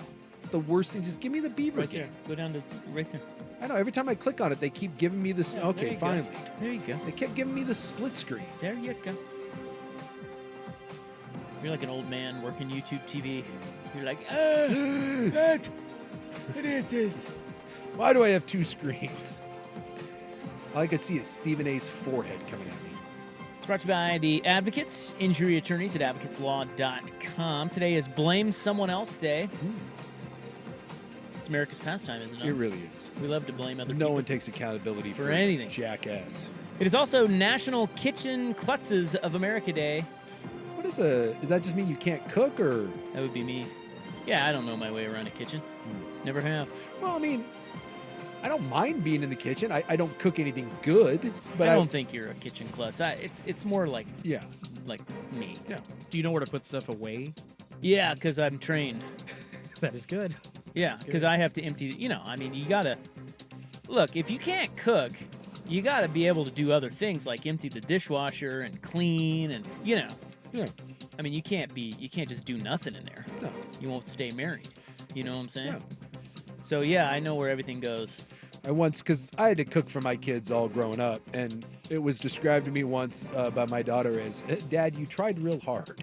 And Compliment. I appreciated that. Thanks, honey. A lot of mac and cheese with hot dogs cut up in them. No. I was like a crock pot guy. Ooh, see, that's not bad. I had a lot of crock pot. There's a lot of meats. You didn't get a lot of variety. I made a good meat muffin. You got stuff like that. It's stew again. Yeah, you got a lot of stew, a lot of shredded things with some rice, things of that nature. A lot of steak with the same, Dad, we're having steak and vegetables again? Yeah, but it's a different vegetable. And that's a soy glaze on that this time. Don't worry about it. It's slightly different than the steak we had yesterday. Just eat it. Be happy. Let's see. What do we have here for you? While you were sleeping, Portland police squared off with more protesters at ICE, the ICE building over by our old studs. Yeah, I remember back in the day, we had a couple yeah. times we couldn't get to work because of the Yeah, the ICE they were protests. out there yelling, Yeah, we used to be neighbors. You could have. screaming. We were like maybe 50 yards away from the ICE building. I lived down the street when that major protest was going on, and yeah, you drove by, you could smell the pee. I'll never forget, like an entire area smelling like. Are you talking about downtown? Yeah, no, the ICE building near our old. They were near- throwing oh. pee. No, because there were so many people. Remember, they were camped out there at that time. Oh, Yeah, yeah. they pitched tents. Yeah, they and pitched stuff. tents. Yeah, and I think Danielle Outlaw, the chief at the time of the Portland Police, said, no, it is a literal biohazard. We have to stop this. What is your favorite memory of the Danielle Outlaw tenure? There's just, I'm a fan of the whole thing, really. I can't pick one. Top 5 Danielle Outlaw moments? I don't want to pick just one. I celebrate the entire catalog of her works. When she gave the city the middle finger to go to Philly, said, oh, I'm going to go work for a department that will let me govern. That was my favorite moment. Schulte, I love it. He's up on all his Yes, he knows. current events here. Although I don't know how current that was. That was pretty cool. Well, demonstrations Thursday night were actually largely peaceful. Hey, look at us. They were playing music, a lot of bongos, a lot There of you go. chanting. Yeah. Seriously, That's what happened. It is That's 1968. better than throwing Yeah, it sure is. throwing fire bombs and fireworks and stuff, right? I think that's right. I like where you get these sheriffs now that are in the deep red states that are like, you throw a brick at us, you will be graveyard dead. Something tells me that's true down there. I love that's the talk. What? We're just looking for a reason to run your ass over. Boy, Way to de-escalate everything. I will kill you dead, boy, and we'll love it. here now, yeah now, yeah now. You could 100% be a Yeah, southern sheriff right now. talking about the protest that will never happen in your deep red little city. Stop it. 10 people were arrested for charges including arson, interfering with a peace officer, and resisting arrest. Also disorderly conduct. The old disorderly conduct. Who is this man, you ask? No one knows. No one knows, but there are photos of him. Police are asking for the public's help in finding a man who allegedly opened fire on people who were homeless in North Portland. Yikes. They're shooting at the homeless now? Yeah, they said in a statement that this man, Saturday day, 1:30 in the afternoon, Saturday, May 31st, on North Victory Boulevard in the 3500 block. He was shooting at homeless people. He was also shooting this past Saturday and Sunday in the 1300 and 1600 blocks of Schmear Road. So we know it's the same dude? Nobody was injured. Yes, they have him on camera. You know, like stills from surveillance cams and stuff. They said he's riding a black electric bike, and he appeared to be in his 50s. And apparently he's a terrible shot. Yeah. That's good, right? White male. He's got, I don't know. He just looks like a... Looks like a guy? Old white guy. All right, well. Apparently he's angry at the homeless, but he also enjoys electric scooters, So go look at those pictures, and if you know that guy, hey, turn him in. And if you're listening out there, guy, stop shooting at the homeless. Yeah, guy. Or, how about this? Just don't shoot at people in general. You're not solving any problems. No. Idiot. No. I will kill you graveyard dead. What? I can't get over that was a line that was uttered today by a sheriff. And as if regular dead. I won't just shoot you regular dead. You will be graveyard dead. These people are crazy. I want it clarified what kind of dead you will be. Big news out of Newberg. Oh, what's going down? Newberg. Yeah. Home of the great Joe Fisher and Danny Moran. I'd like to give you Newberg news that's positive, but I never really can. No, it's usually something negative about meth or some teacher. Some racist. Yeah, something's happening. I mean, seriously, It is- Newberg is like, they got issues, man. It's bum F Oregon, as close to Portland as you can get. But it's also like, it's also a nice little town. Wine country. And, Yes. well, that's more like there's a lot Dundee, to like. Aurora. It's kind of behind Newberg.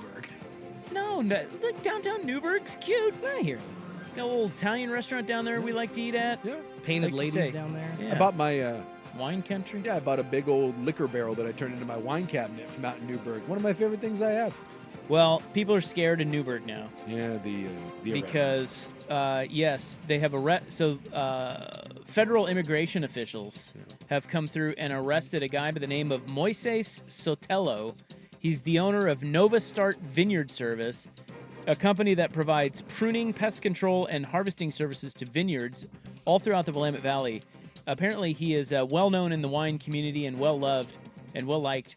He was arrested on his way to work early this morning. So now everybody's pissed off and scared that they're all going to get arrested down there. I'm guessing that there is a lot of nervousness going around a lot of different places in our country. So right? since his arrest, rumors about immigration officials have spread on social media in Newberg. In addition to running a business in the wine industry, he's also the chaplain at a local church. That's no good. My heart goes out. What are they? T's and P's, right? He does not have a criminal background. No, he doesn't even have parking tickets. Don't get me started. I'm just gonna have to stay quiet on this. I do not want to go on a Schultzy-like rant. And he's been in the U.S. since 1994.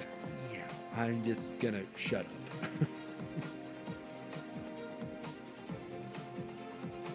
Sorry, I don't have anything to add either. I do, but I shouldn't. Well, I do, but I'm not going to get in on it with you. No.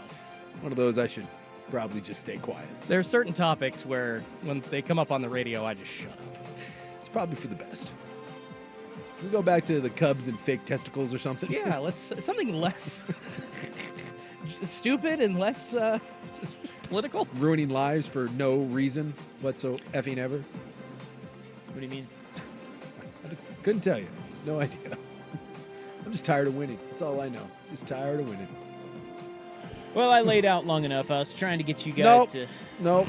say something, and Nope. it just didn't happen. I felt the bait, and I did not want to grab it. That was my bait. I can feel the anger in the chest. I can feel it welling up. Like, nope. That was like a first date where there's a silence, and you're like, all right, is somebody going to talk through it? Well, I was waiting for Big Suit, No. but No. apparently he's learned his lesson. Learn the lesson. Oh, God! Every now and then, you catch me once, shame on you. Catch me 72 times, yeah, that may be me. Never get fooled again. It's called sports. I won't get fooled again. Ooh, that was bad.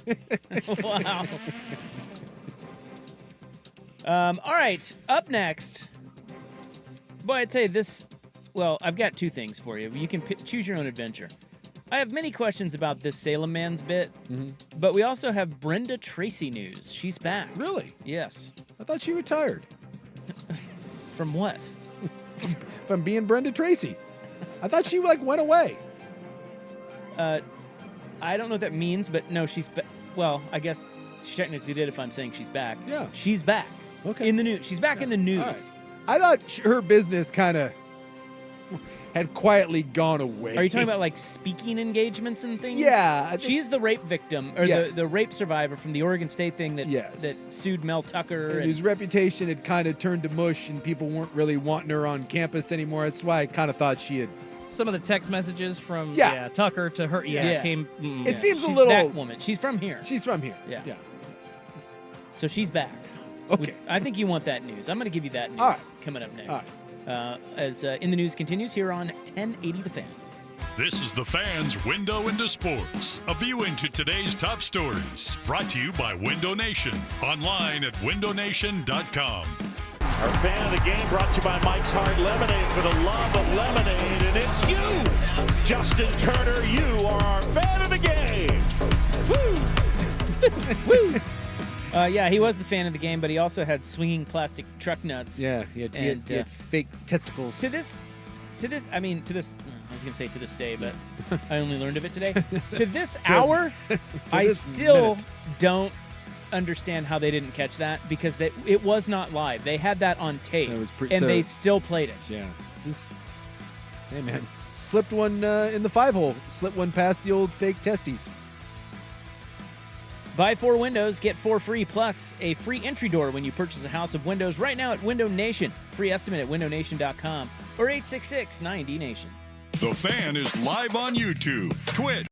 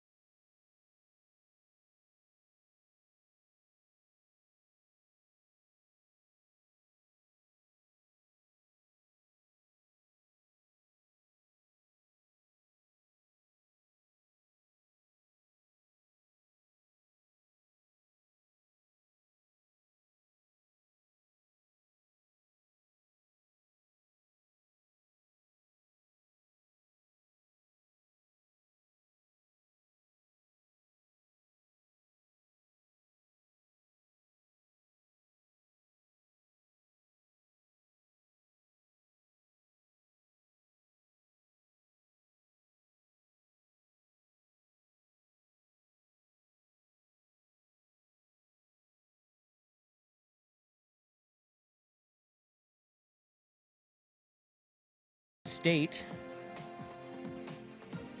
and their board of trustees for the fallout from the Mel Tucker situation. Whoa.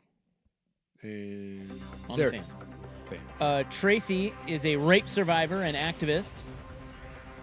She has filed a federal lawsuit against trustees Rema Vassar and Dennis Deno, along with the board itself, while saying that they were responsible for leaking her identity and forcing her to go public with allegations against former Michigan State football coach Mel Tucker. Tracy said their actions led to a series of injuries and damages, including emotional and mental distress and loss of earnings. Yeah, this is where, like, I don't think, because she used to get paid a bunch of money to go around and do, like, set the expectation. There's just, I don't think people want her on campus anymore. I think a lot of teams. What was the deal with Mel Tucker? They were doing it? Were they doing it? Allegedly, yeah. Look, She does. I think she says that they were not. They were not, according to her. Oh yeah, allegedly. There is, and they were on the phone, and Yes. Mel pulled his pud. She's claiming that they had a business working relationship, and that one night Mel Tucker masturbated on the phone. Yeah, and she didn't know that or didn't like that. And if you believe that, well, I can believe whatever I want. Bitch. There's just, if you talk to people in the coaching circles, she does not have the best reputation anymore. And I think a lot of people have just, I think one of the reasons why this lawsuit is taking place is her business is kind of kaput or has been severely damaged by this for the Mel Tucker and maybe some other coaches that have known Brenda Tracy. Well, she is saying allegedly that she is subject to ongoing threats and harassment to herself and her family, and defendants have done nothing to address harassment. The lawsuit features 7 counts, including gross negligence and breach of contract. She seeks punitive and compensatory damages exceeding $75,000 US.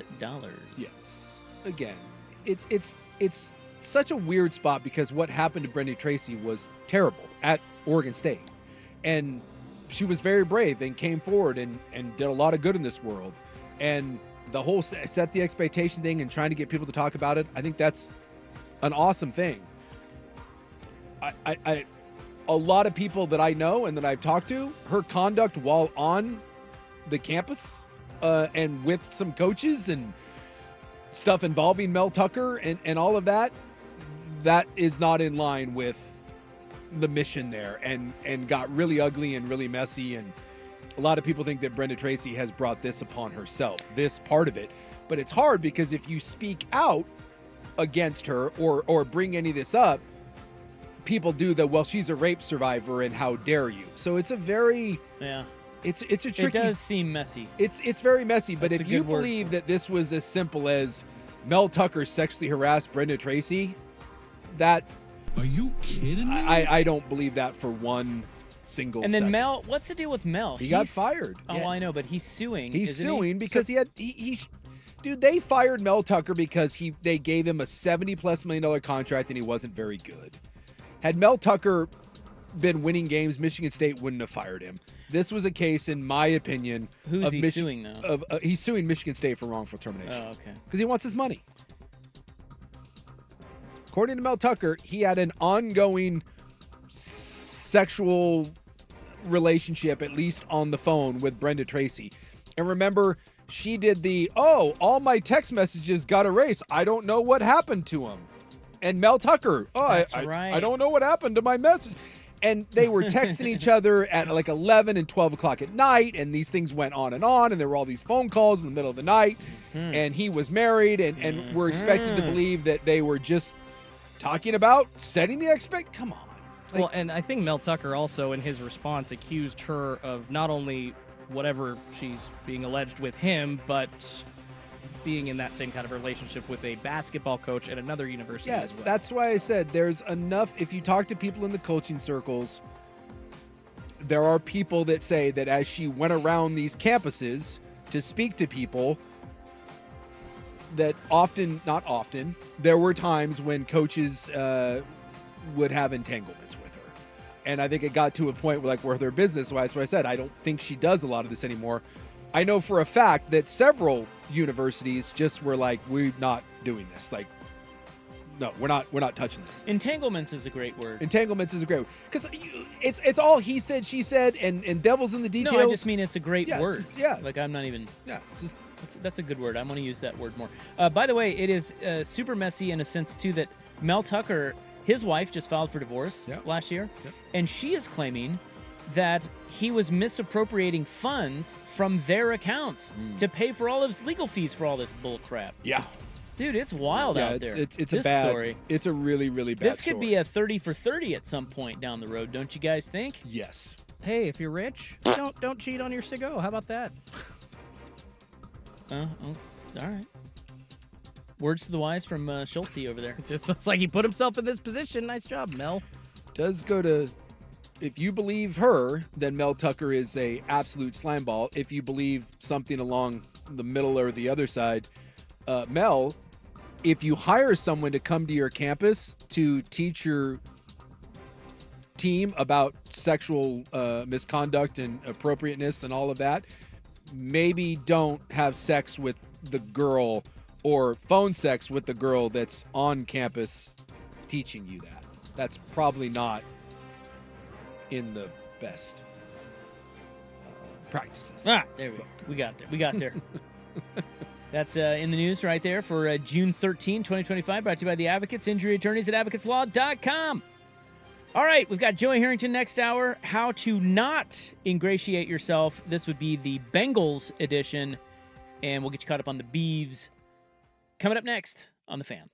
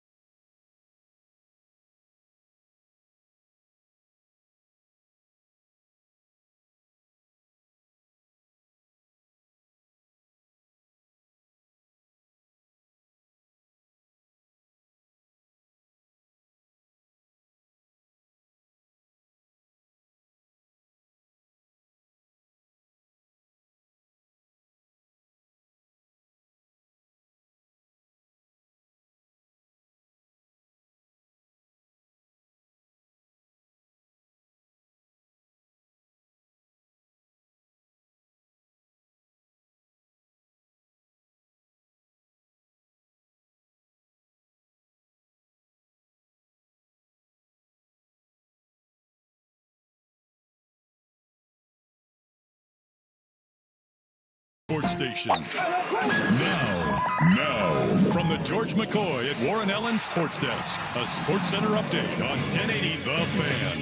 First on The Fan, the second round of the 125th U.S. Open, very close to wrapping up, seeing just maybe 10, 12 golfers or so left out on the course at this point. The projected cut line still looking at about 7 over. 3 golfers only under par. The leader, Sam Burns, at 3 under. J.J. Spawn in second at 2 under. Victor Hovland at 1 under par right now. On to the NBA. Game 4, the finals in Indy set for tonight as the Pacers take a 2-1 lead into the game against Oklahoma City, and they are favored by 6.5 points despite being the road team. Pre-game happening now over on 910 ESPN Portland. Tip-off at 5:30 on ABC. And Oregon State locked in a battle right now in the College World Series against Louisville.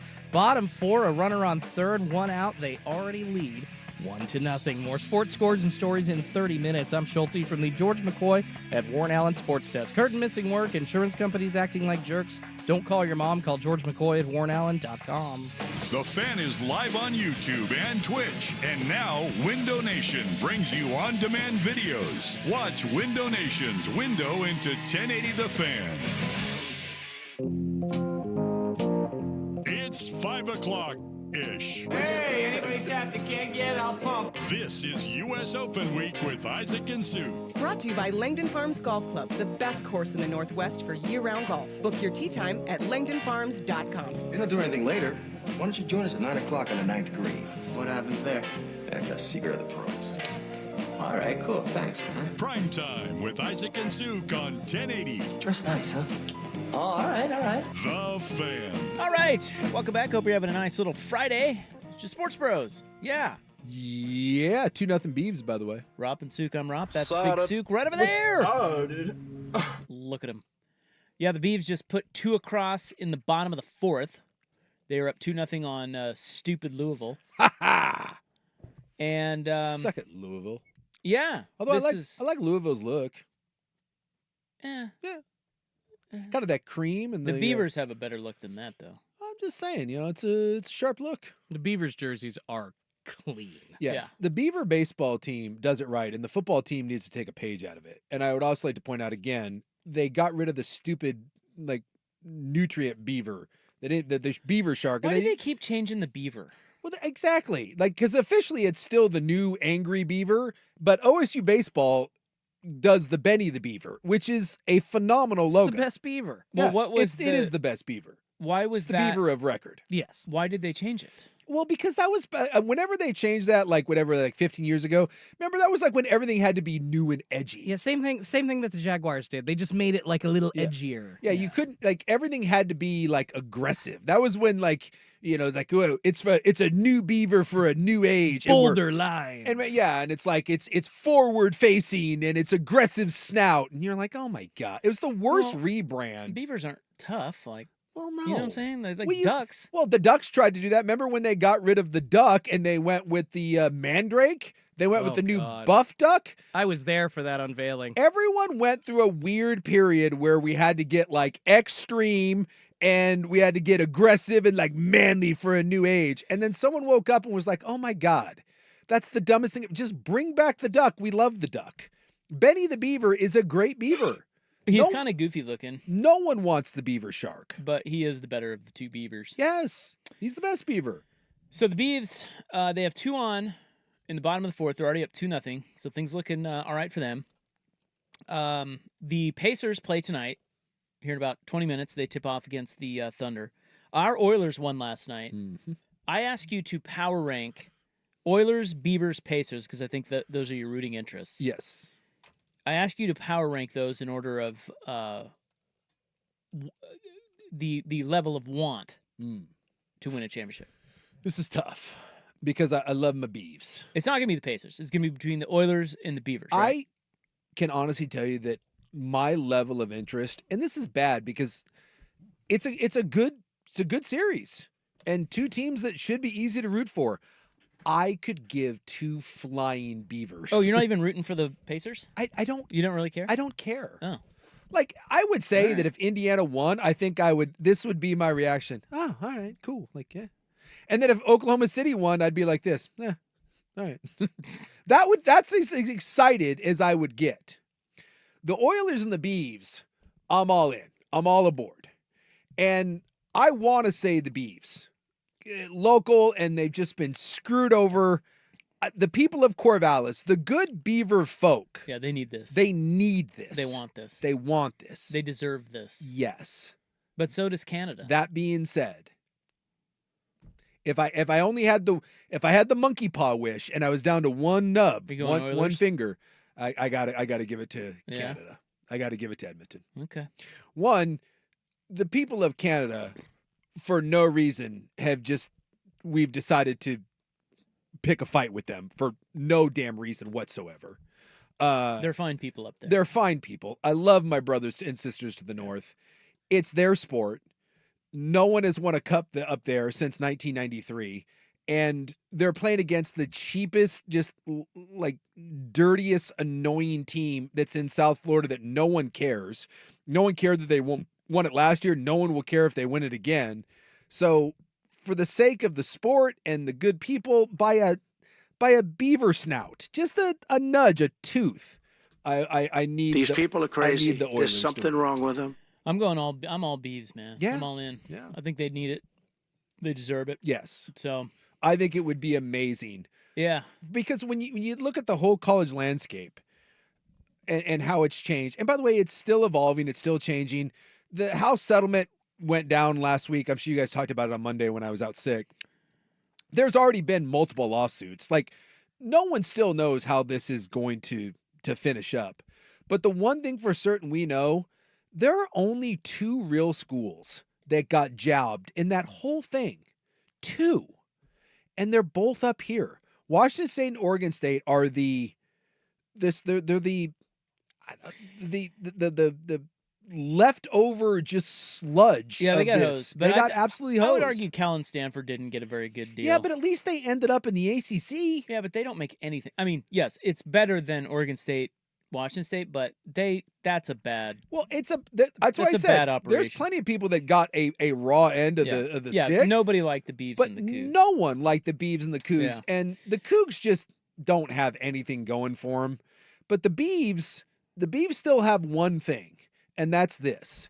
That and I just think if they haven't won, I haven't been to the World Series since 2018. I haven't won since 2018. So to see them fly in the face of everybody, see, now you're going to make me rethink this, and maybe I do got to say the Beavers. But I really, really want Oregon State to do this. I think it would be amazing because that city, that university, it needs a win, and this would be incredible. All right, up next, quick update on who did not and did make the cut. Why did I say it like that? I don't know. Who did and didn't make the cut at the U.S. Open.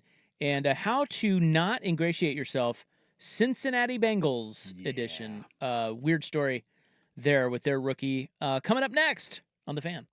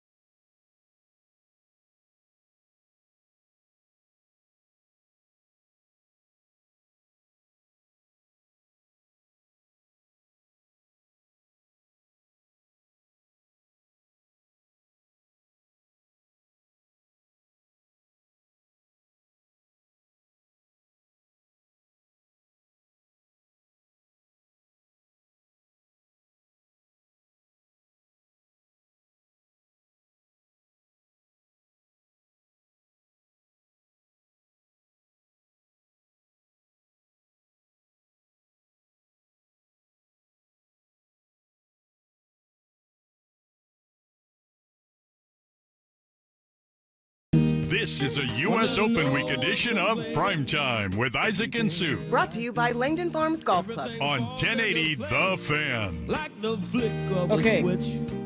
Nice to have you along. We'll have Joey Harrington on coming up next for his weekly spot. You know, he played quarterback for the Ducks. He's pretty good. In the NFL. Nice hair. Does have great hair. Hell of a man of philanthropy, you know? Man of the people. Yeah. He's a great Oregonian. I saw him on yet another one of those, they always do these Portland's kick-ass ad campaigns, you know? Sure. And he was on another one of those recently. No one's ever put you on one of those. No. It's disappointing. Yeah, it really is. Yeah. The newsman. Hello. Hello. Former voice of Zoo Lights? I mean, what are we... Bus voice. Yeah. But on the bus. What are we waiting for? That's awesome. Where is the Isaac Robb come to Portland? I was one and done in that with that gig. Contract dispute. Yeah, I asked to. I got too big for my britches. Yeah. You're kind of mad I wasn't on the bus one day, or the zoo bus. Like, hey, that's Rob. Yeah. So, U.S. Open, Sam Burns 3 under. He shot a 65 today. He is 3 under. J.J. Spawn is 2 under, and Victor Hovland is 1 under, that is it. Everyone else missed the cut. Only 3 guys after 2 rounds under par at the U.S. Open. I mean, today was... Yeah, it was carnage. Today was brutal. Absolute carnage. Yeah. Adam Scott, even par. Ben Griffin, even par. It is not a who's who. I guess the closest major winner that's... even sniffing around. Sniffing Koepka, is right? Brooks Koepka at 2 over par. Isn't Day right around 2 or 3 over 2? Jason Day is 3 over par. Yeah, I'm looking here. John Rahm is 4 over par. Morikawa, Scheffler, 4 over. I bet you those guys find their way up towards the top before it's all said and done. The cut, now there are a few guys still out there finishing up, but I don't think the cut's going to change. The cut is at +7. Yeah. So Rory actually made it. Yeah, he birdied 18, right? He did, but he didn't need to. He was already at 7 over. He's at 6 over now. Okay. Hideki Matsuyama got in under the wire. And Matthew Fitzpatrick apparently made a 59-footer on 18 to make the cut. Hey, look at that. Hey, good for him for wanting to play over the weekend. Because we were debating, like, when you're getting your ass kicked like that and you're, like, right on the cut line, and you know it's only going to get worse over the weekend, I can see where you're like, you know what, I'm going to pull a Dustin Johnson. I don't need to be here right now. Go get on my boat, my plane. Notable missed cut dudes. Ludwig Oberg, Wyndham Clark, Patrick Cantlay. Phil missed it. Phil did miss it. Boy, he was in good shape. Yeah, he's a +8. What did he do? He must have... Oh, God, he went double bogey on 15 and double bogey on 17. Yeah, that'll do it. God. Yep. You want to talk about a guy who did not want to play the weekend. Phil. Dustin Johnson didn't make it. He was 10 over. Yeah, he sucks. Bryson DeChambeau missed the cut. Tommy Fleetwood missed the cut. Wasn't the doucher your pick to win it? Yeah. Whoops. Thanks. Gary Woodland missed the cut. Sepp Straka was terrible. A lot of names. Justin Thomas missed the cut. Shane Lowry missed the cut. Shane Lowry was bitching and moaning and slamming his club. He had a miserable day. He finished +17. Justin Rose missed the cut. I mean, just it's who's who. It's crazy. Yep. All right, one more story before we get to Joey, and that is at the Cincinnati Bengals camp. Mm-hmm. Or I don't know. Why did I say camp? Are they in camp right now? No, this is the OTAs. This is the mandatory part. Yeah, whatever. You have to be here. What's called a camp then? Training camp? Training camp. Okay. Yeah. Well, these are organized team activities in Cincinnati. Yes. Everyone has to be there right now. They drafted that Texas A&M pass rusher by the name of Shamar Stewart. Yes. And they are now saying that Shamar Stewart may actually go back into the draft if he does not get his way here. But you don't often see this with rookies because rookies, they're slotted in pay-wise where they were drafted. Yes. So there really isn't much negotiating with rookies. That's why you just don't see rookie holdouts very much. The NFL a number of years ago, they did the rookie scale. Remember when the quarterbacks were making just an insane amount of money? Sam Bradford for the Rams was the last one to get that guaranteed money. It was like 50-something million guaranteed, and it broke. And so now they have a rookie wage scale, and it's commensurate with every year where the salary cap goes. but it's slotted.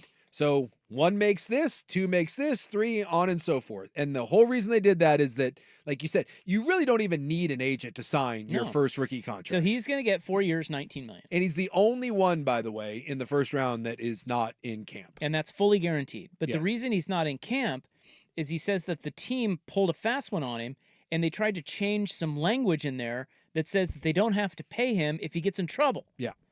And he's like, whoa, whoa, whoa, whoa, whoa. And they've never done this with another player, No. including last year's first round pick. They've never done it. I don't know if is he a kid that they got to worry about off the field? Cincinnati has just decided that this is where they're going to. They're playing hardball. They're just they're like, hey, this is what we want to do now in contracts. That if you screw up and we cut you, not only do we not have to pay you, but they want some of their signing bonus back, which is the part that I guess he's. And all of this, by the way, is rumor because neither side's exactly saying what's going on. But there's enough of it out there that so if they give him a signing bonus of however much, and I guess they're not wanting to give him a big signing bonus, which is pissing him off too. But if he gets in trouble 2 years from now, they're like, yeah, we're going to void your deal. And on top of it, we want some of your signing bonus back. And he's like, no, this is ridiculous. Yeah, it's crazy. This is more of Cincinnati being the Cincinnati Bengals. So the nuclear option for him is to actually re-enter the draft. He can do that. But it would be next year. He'd have to sit out. He'd have to sit out. But they're saying he's got a bunch of NIL money. Yeah. He is not poor. No. So, well, if he doesn't want to play in Cincinnati, he can give him the middle finger. I will say this. The Cincinnati Bengals are the I can't say worst because they've won. But they are the most ticky-tacky, nickel and dime, cheap ass just organization that the NFL has ever seen. It's just it's ridiculous that they do this. They do it with all of their players. I just why on earth would an organization want to be known as the cheap? We all have that friend, or maybe it's your dad or your uncle or coworker, alligator arms, never wants to pay for anything, always looking for an angle. You know, when it comes time to pay a bill, they're like, oh, let me get this one. Oh, by the way, your portion of it is $17.30. And they're like, what? And you're like, no, no, $17.30. That's the Cincinnati Bengals. And it's been this way forever. And it's just. Who's their owner? Is it that Brown guy? Yeah, his last name is Brown. Yeah, and the daughter runs it now. Mike Brown. Mike Brown. Yeah, Mike Brown. And is he dead? No, I think he's still around. Mike Brown's still around, and then his daughter. 89. Huh? 89. 89, and then his daughter is. It's family run thing, so his daughter's kind of in charge, and they've seen this like on Hard Knocks, like where they show him. They're just like cheapness and just being a kind of a piece of crap exist in their bloodlines. They've always been those NFL player surveys at the end of every season. They've always been at the bottom of the barrel for things like food, for childcare provided. Like they literally provide none. Yeah. They have no extra facilities like other teams for training. Like you go down the line, everything in their organization is basically nickel and dimed. They are the Spirit Airlines of the NFL. It is one of the last places that you want to be. Even though they've had some success. So do you think if he probably won't go back to the draft, they'll probably figure this out. But if he did, with so much NIL money for college kids, now they're not poor, especially the high draft picks. Yeah. Would that open the door for other guys to be like, you know what? I got drafted by the Giants or whatever. I don't want to play for the Giants. I've got NIL money. I'm going to sit on that for a year, and I'm going to go back into the draft. Because the nugget you need to know is that if he goes back into the draft, any team can draft him next year except the Bengals. So you can actually take them off the board. Really? Yeah. That's what I read. I'm a big reader. I didn't know that. Now, I know that this happens in college baseball. This happened once with the kid out of Vanderbilt. I mean, this happens where you can't sign it. He's like, fine, I'll wait, go into next year's draft. As far as I know, I've never known anyone in the NFL to do this. And in the NBA, you can declare and go back to your school now, too, right? Yes. Which is different than the NFL. Like you guys said, he'd have to sit out. But, I don't know, paying for training all year, is that going to, I don't know, add an insurance policy to that? Is that going to make up for the money that he's going to lose or make I don't think come once next you're season. drafted, I don't think he has any. I don't think you can be eligible to go back. Even in the NBA, I think there's a deadline to where you have to declare a go back. So he can't go back and play. Obviously, he could sit out. I didn't know that thing about the team not being able to redraft you.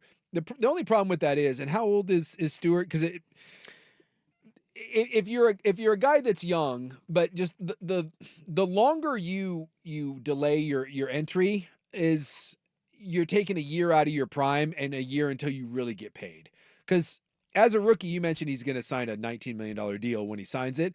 That's not like FU forever money. I mean, it's a lot of money, but you really get the big deal on the second contract. And then if you're lucky enough, you can sign that third contract. So that would be the only thing is, do you want to just delay your entry by a year? But if it really means something to you and you're sticking to your guns, you know, maybe that's enough to just say F you to Cincinnati. Not only do you not want to cave to it at this point, but maybe you just, why, if this is what they're doing to you as a rookie, is that a place that you really want to hang your hat? Especially when you see what they've done to players in the past, including now the player that plays your position that's arguably, I mean, the last 2 years has been the best pass rusher in the league, 17 and a half sacks the last 2 years. That's the team that you're playing for, and you're watching them not pay that player that plays your position. I just don't know if you're Cincinnati, why over seemingly some random money that probably will never come into play. Why are you doing this to your first round pick? You're just being petty. You're just being petty and spiteful. All right, up next, our friend Joey Harrington. You freaking bitch. Here's wow. Here's Schulte.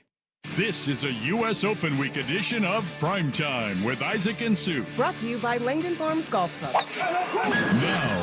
Now, from the George McCoy at Warren Allen Sports Desk, a Sports Center update on 1080 The Fan. First on The Fan, second round of the 125th U.S. Open over at Oakmont Country Club in Pennsylvania looks to be wrapping up shortly. A lot of golfers are out, but still, if they are, only on the 17th or 18th green, so very close to finishing up.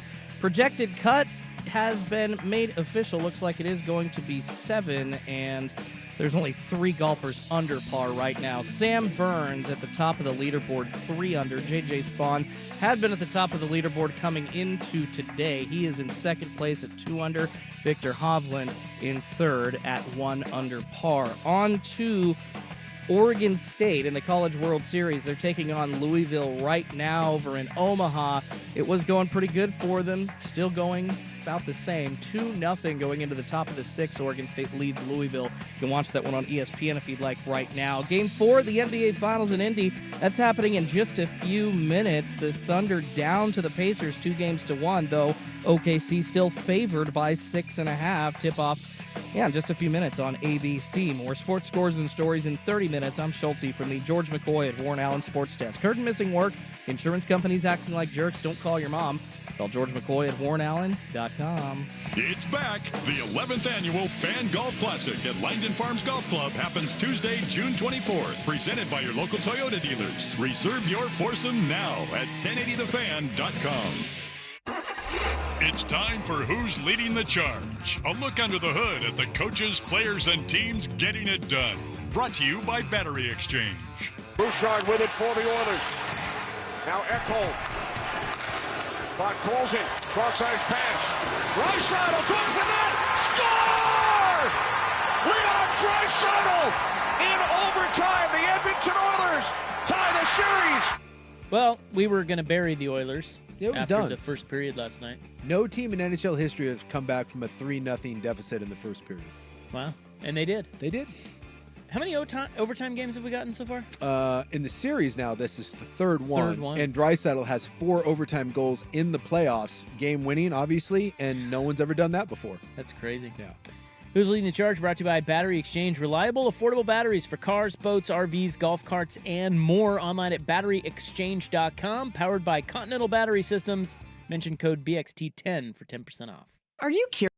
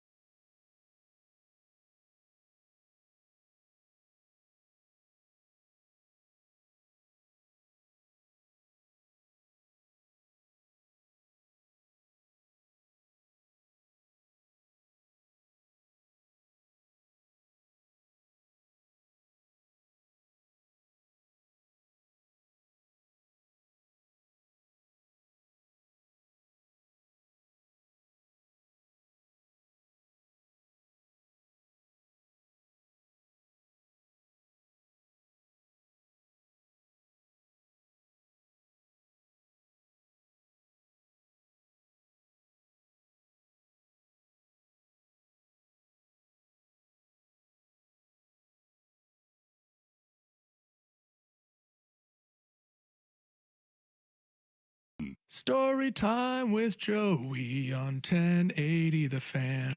All right, it's story time with Joey Harrington. Last week, we ranked our top 3 meats. What should we rank this week? I enjoyed the meat rankings. I did too.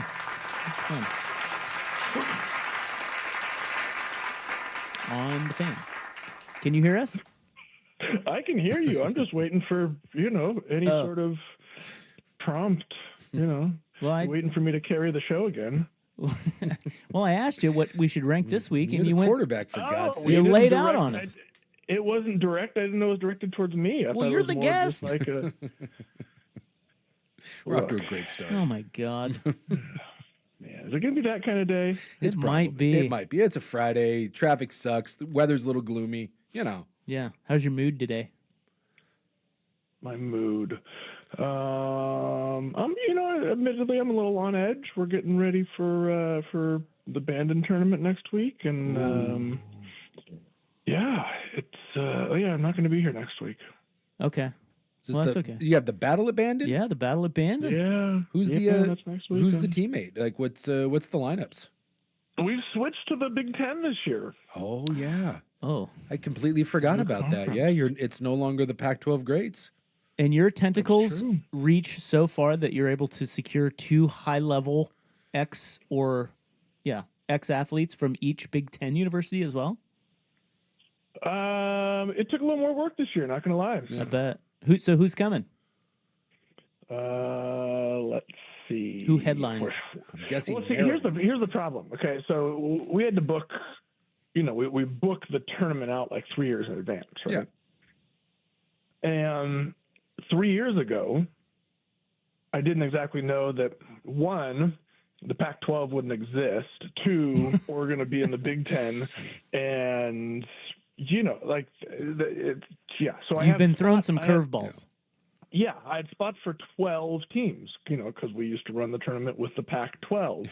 So inevitably, there are 6 teams that are not represented at the this year's Battle at Bandon. Luckily, though, we're not branded as the Big Ten Battle at Bandon yet. So, well, and how many teams are in the Big Ten? 800. I think there's 18. Is there 18 so or 16?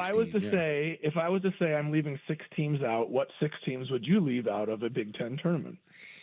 I'm not gonna lie, Maryland does nothing for me. Rutgers, thanks for coming. Indiana. The Northwestern kids are smart. Yeah, maybe Indiana gets the boot. Although you got basketball for Indiana, maybe. You've hit 4 so far. You're spot on. You got 2 left. 2 left. Illinois, maybe. There you go. Yeah. Illinois is out. There's 1 more. Mm-hmm. Who else? I'm trying to think. There's got to be one other bad one. Nebraska? No, Nebraska's in. Okay. They got a Heisman Trophy or 2. Oh yeah, you got. Is it like Eric Crouch coming? Maybe Tommy Frazier. He is. Eric's coming. Yeah. Oh, there you go. Yep. I'm trying to think who else. Did we say Purdue? Purdue's in. Okay. Who do you got from Purdue? You got Drew Brees? Drew was not able to make it this year, but it's Aiden O'Connell and Mike Allstott. Ooh. Wait, current NFL quarterback Aiden O'Connell? Current NFL quarterback Aiden O'Connell. And Mike Allstott will not remember me at all, but my locker was by his, and that is as nice a human being as you will ever meet. There we go. Yeah, he was a good dude. There we go. You still haven't picked the 6th least. Minnesota. Ooh, good. Yes, yep. that's Boom. it. Yeah, screw them. Yeah. You guys didn't even hesitate. Like there were no wrong answers in that at all. I mean, look, it's not hard. I mean, I'm sorry to anyone that went to those universities, but it's as you're kind of scrolling through, it's easy to look at it and slough off the the excess baggage. Yeah, and part of it for me was like, all right, if I'm going to be flipping over here, like I had, a career and living on the West Coast, but also 14 years of tournament Rolodex for the Pac-12, right? That's where if I'm going to have to flip in 1 year and put this field together, I can't, it's like, am I going to be scrounging through Illinois? Am I going to be trying to come up with some Rutgers guy? So I was like, all right, what's going to be the easiest path for me to take? Yeah. And that's where we went. So we moved the original or the old school Pac-12 teams over. and then came up with the 8 relevant Big Ten teams. So if you don't know, Battle at Bandon's Joey's big golf tournament for charity, and he brings in 2 celebrity athletes for each university, and then guys pay big money, charity money, for the other 2 spots to play on those teams. And then you have a competition based on the teams over the course of 2 days, 3 days, I think. Yeah, it's a weekend, 2.5. Yeah. Great tournament. And Justin Herbert, I think, was with you last year from the Ducks. Is he coming back? Justin's not coming back this year. He's, wanted to take a little break. That's fine. Actually, it's Kenyon Barner is going to be my teammate this year. Nice. Super Bowl champion. How much golfing does he do? 3-time Super Bowl champion. Yeah. See golfing? We got a good crew. Joey Galloway, Allstott, Aiden O'Connell, Eric Crouch, Dallas Clark coming for the old Iowa Hawkeyes. There you go. Kajana Carter and OJ McDuffie for Penn State. Melvin Gordon and Lee Evans for Wisconsin. Nice. That's some heavy hitters. Yeah, we got a good crew. And you know what? Honestly, I'm the most happy about is we have members from the Big Ten Conference coming. So originally the commissioner was going to come, and then he had to have his hip replaced. So that happened. Yeah, exactly. But no, we've got decision makers from the conference coming. Oh wow! Who my hope is that this is something that they would want to get on board with, in the complete opposite of what Larry Scott told me 15 years ago when he, said, "Hey, that's great, piss off." And wow. I didn't tell you about this conversation. No. Oh yeah, no, I'd started the tournament, and this was the first year that they were launching Pac-12 Network. Sure. And so I called up to talk to Larry. I was like, "Hey, I got this tournament I started. I get 2 of the best guys, 2 athletes from each of the schools. We go down, we play some golf, we make it competitive. We're putting a TV broadcast, trying to put a TV broadcast together." And I was like, "Hey, you're just launching here. I'm imagining that you're going to be looking for content, and this seems like the perfect kind of thing for you guys to cover. Like, it fits right in your wheelhouse, right?" And he said no.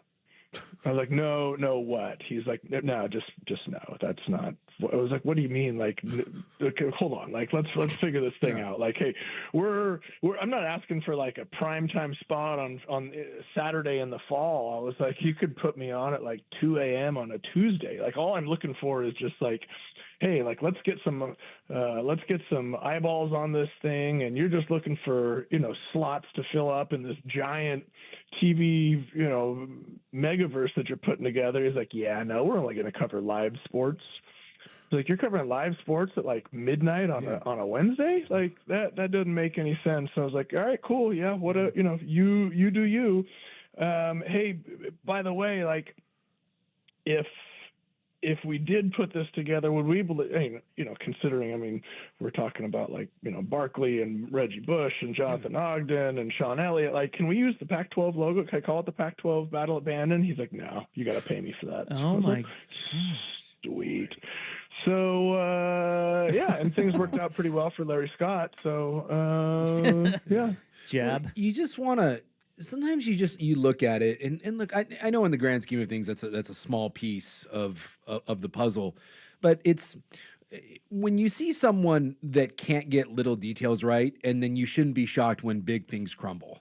Like, it's amazing. I remember when the Pac-12 launched, I remember tuning into that when there wasn't football on, and the amount of just old, random, regular, not postseason games, you would tune in on like a Wednesday before our show, and there would be a volleyball game from like 4 years ago that was on. And you're like, what are they doing? So the idea that he was so dismissive, that's one of those, in hindsight, looking back, is someone that just couldn't see the forest through the trees. That's exactly a great. He was completely dismissive. That's the perfect word. And then when I floated it to, I was back at the Big Ten championship this year, and was with Tony and the rest of the the leadership of the conference and just kind of floated the idea, like, oh man, we'd love to come play. Like, sure, let's come check it out. That sounds great. I was like, hey, you don't need to make any sort of commitment at all. Like, just, come on. Oh, awesome. Sounds great. Love to be there. Let us know when it is, and we'll send a contingency. And, then let's talk. I was like, okay. Well, all just like Suk said, like, all you need to do is say, is compare the two. You've got one of the richest leagues in the country, in the Big Ten, and they are like, oh yeah, this is great, we'll be down there. And then you've got one that couldn't even survive. Yeah. And they were the ones that treated you poorly. So anytime you think it's like a it's like a too cool for school thing, and that's fine if you are really the big cheese. But boy, when you're trying to fake it till you make it, good luck with that. Yeah, the great thing too is not only did they see the potential value of partnering with us, someone that would potentially do something to, I don't want to say honor the conference, right? But like, hey, this is a celebration of the conference and the universities. But now they're using it as an opportunity to bring some of their sponsors. Yeah. Right. So I was like, hey, come on out. Check out the tournament, and hey, bring a couple people that you may want to, have involved with the conference next year. They're like, oh, we have extra spots to bring. I was like, yeah. So, so then they bring people from Microsoft or from the PGA Tour or from, they start bringing people out that then just expands the network for everybody. Like some people's inability to look past themselves and understand that it's not about you, right? You may be at the head of this thing, but you ain't getting it done by yourself. Like, anything that's going to be successful is going to be successful because of all of the parts that are working together. And I don't know, I've been really impressed with the Big Ten leadership. I don't know what year that was when you were talking to Larry, but maybe that's right about the time when he was cocky sniffing and almost getting Texas. And what do you almost get? Like Texas and Oklahoma. Oklahoma, Texas A&M, or not A&M. It was Oklahoma State, Oklahoma, Texas, and I think Texas Tech. Yeah, that's right. Maybe that was around that time. No, it was more than that. Because it was going to become the Pac-12. It was going to be the Pac-16, so it was going to be the original 8. And then that was going to be the West, and then the East, or the North and the South, however they would have done it. But then it would have been Arizona State, with Texas, Oklahoma State, Texas Tech, Colorado, and Utah, because Utah did come over with Colorado, right? It wasn't Utah though, because remember Colorado was in the Big 12. Yeah, but I thought Utah and Colorado came over together, but it was someone originally other than Utah. After it was going to be, I believe it was going to be Baylor. Oh, okay. Oh, Baylor. Yeah. It was another one of the Texas schools. That would have been sweet. Yeah.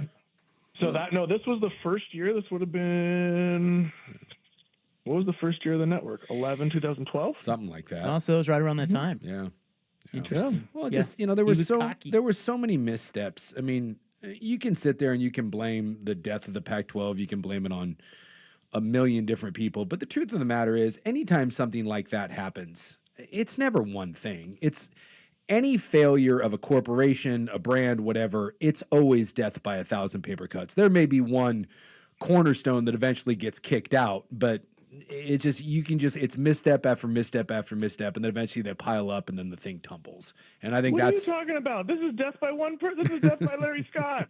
This whole conference crumbled because of his ineptitude. This entire conference crumbled because he overspent in office buildings in the Bay Area because he couldn't locate the. I mean, this is the absolute definition of one person taking an entire conference down. Well, see, but I'll go back and I'll point to Tom Hansen and his inability to actually try to bring the conference into the modern time.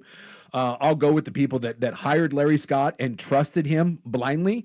I'll go with some of the university presidents and some of their economic advisors that said that the Pac-12 was going to get this massive media deal.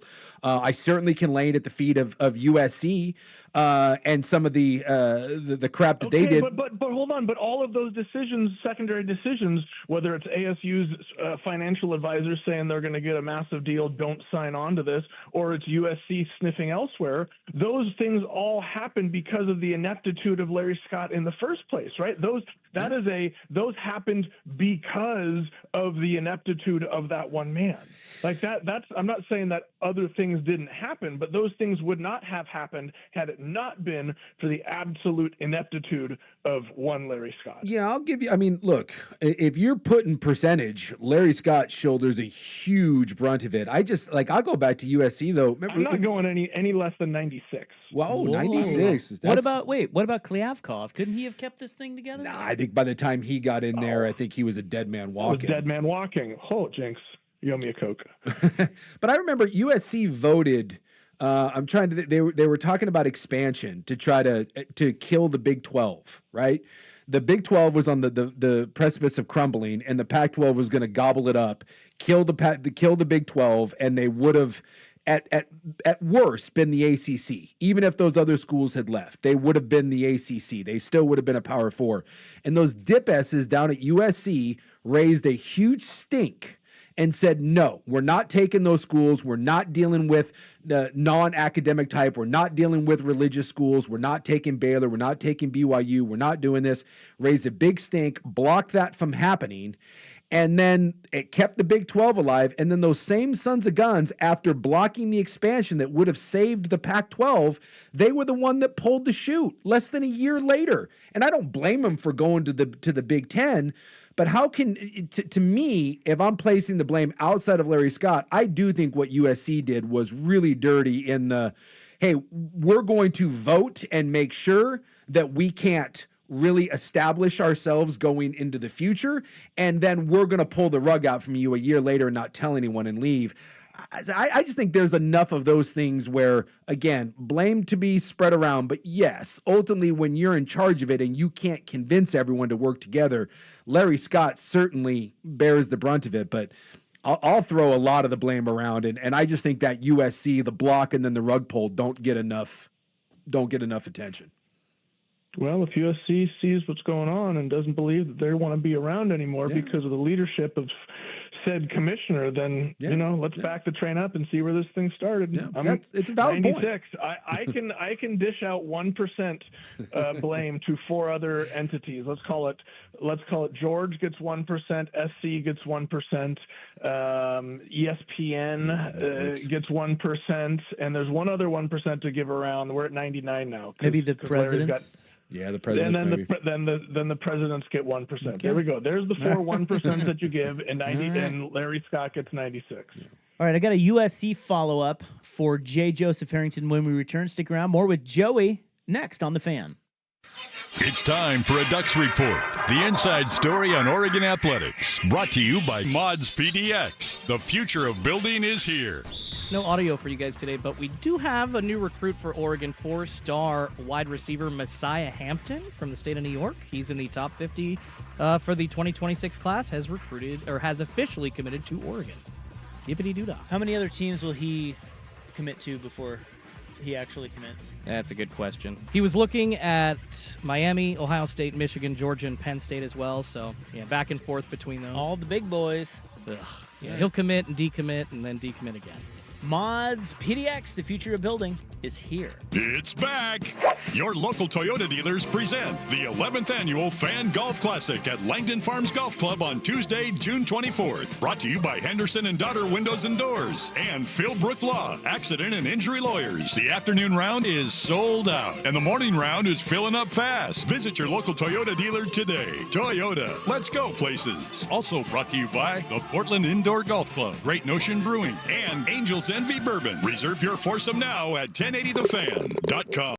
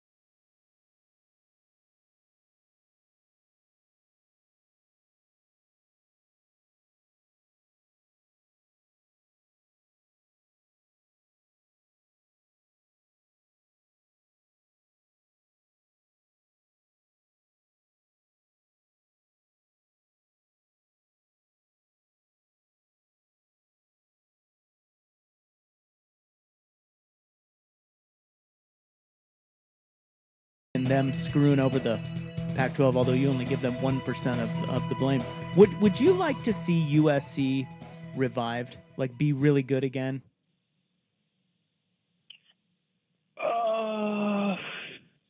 For what reason? Well, I think it makes college football that much more interesting when they're relevant. I'll agree with that. Yep, for sure. You'd like to see that? Yeah. Oh, I didn't say that.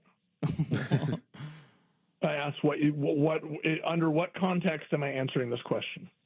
Well, I mean, whatever context you like. Like for me, I mean, I don't care about USC, but I think it would be good if USC for college football if USC's good. But what is it for you? If I'm a neutral college football fan, yes, I want to see USC better. Am I an Oregon grad? Am I an Oregon fan? No, I don't want to see USC any better. I want to win.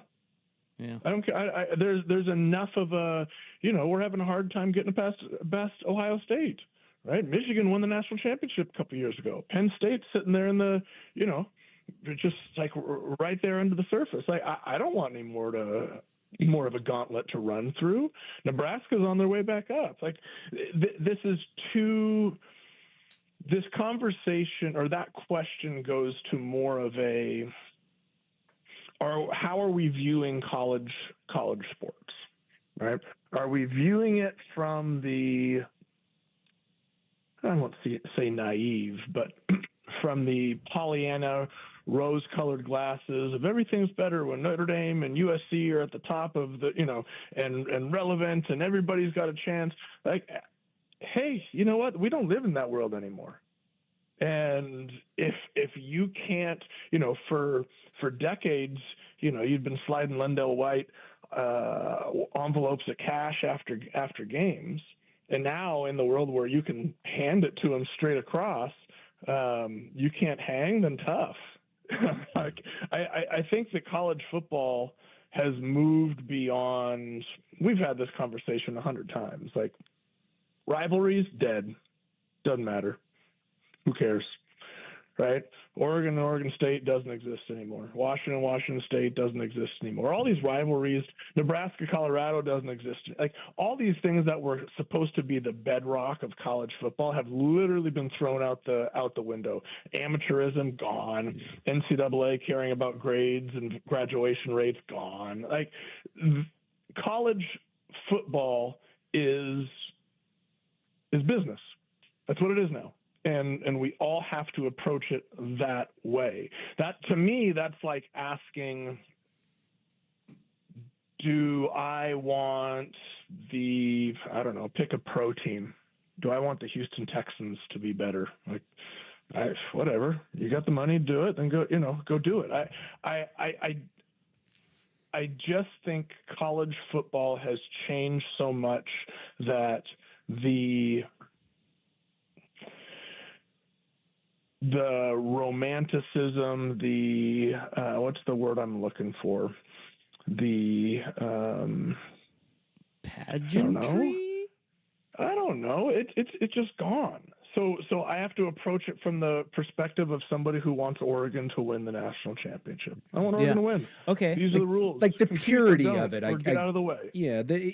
I know what you're talking about. It's that Pollyanna sort of what the old Olympic spirit would have been like before, again, the Olympics turned into it. There's very few things that have that anymore. Maybe even the Little League World Series has kind of gone away from that. Damn Danny Almonte.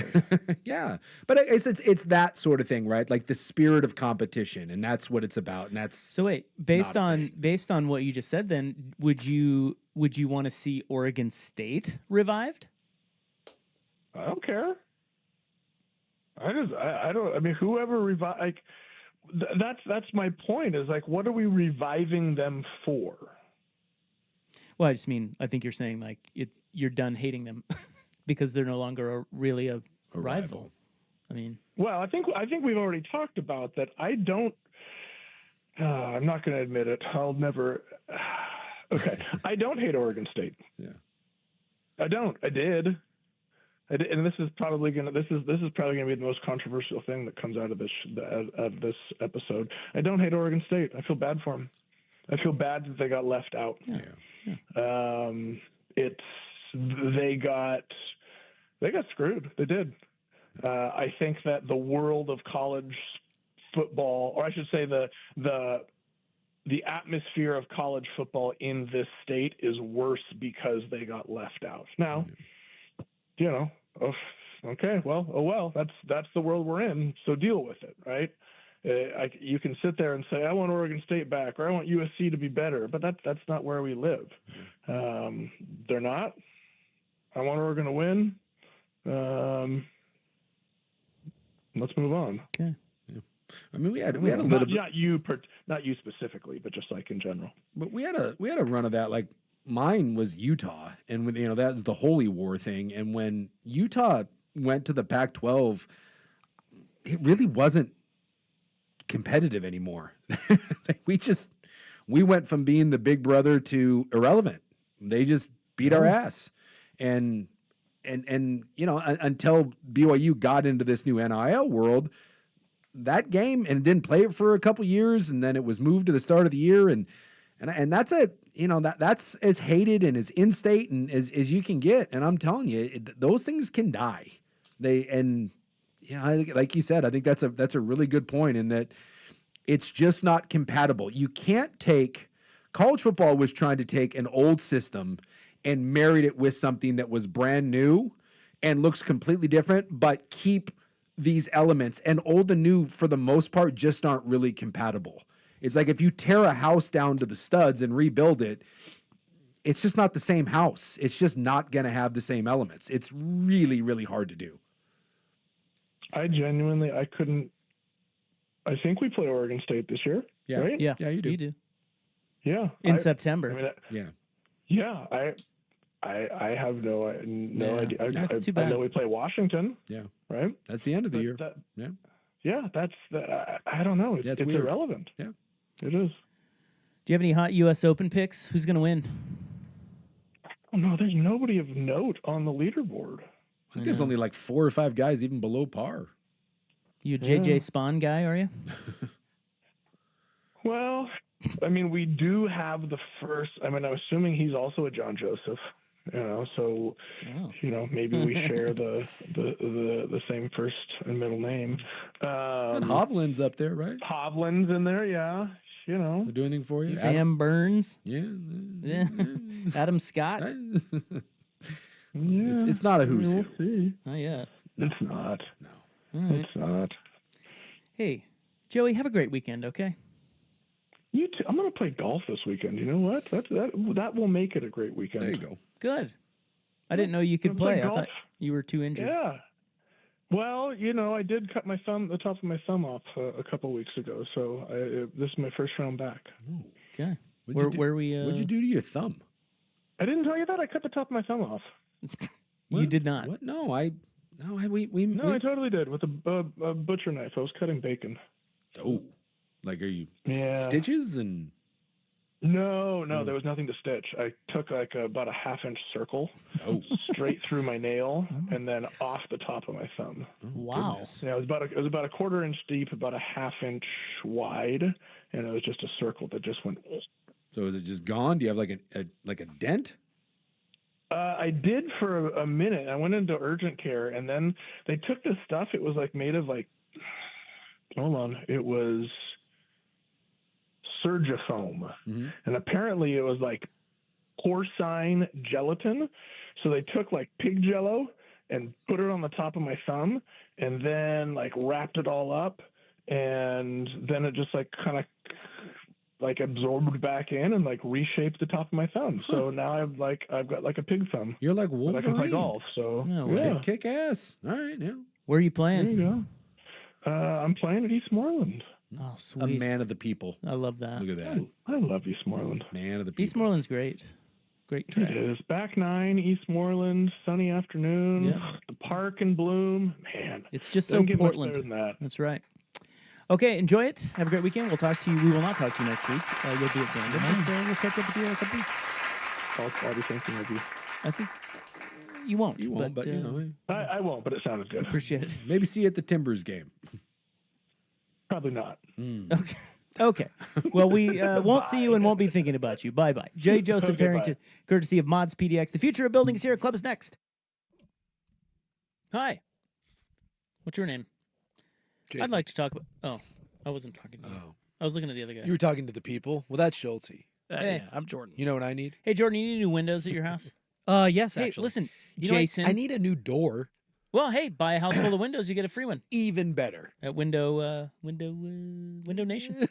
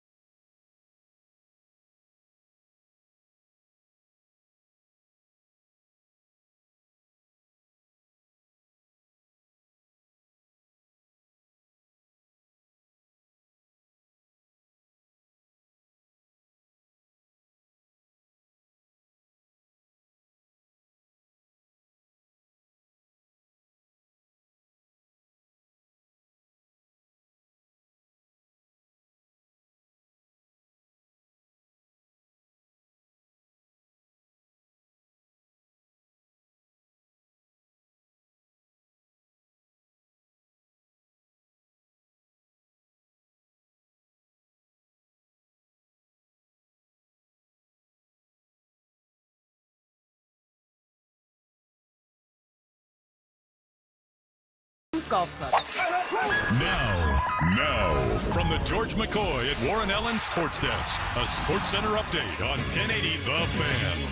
First on The Fan, let's start in the College Baseball World Series. The Oregon State Beavers taking on Louisville, Game 1 of a double elimination round. Bottom 6, bases jacked. Beavs lead at 3-1 right now.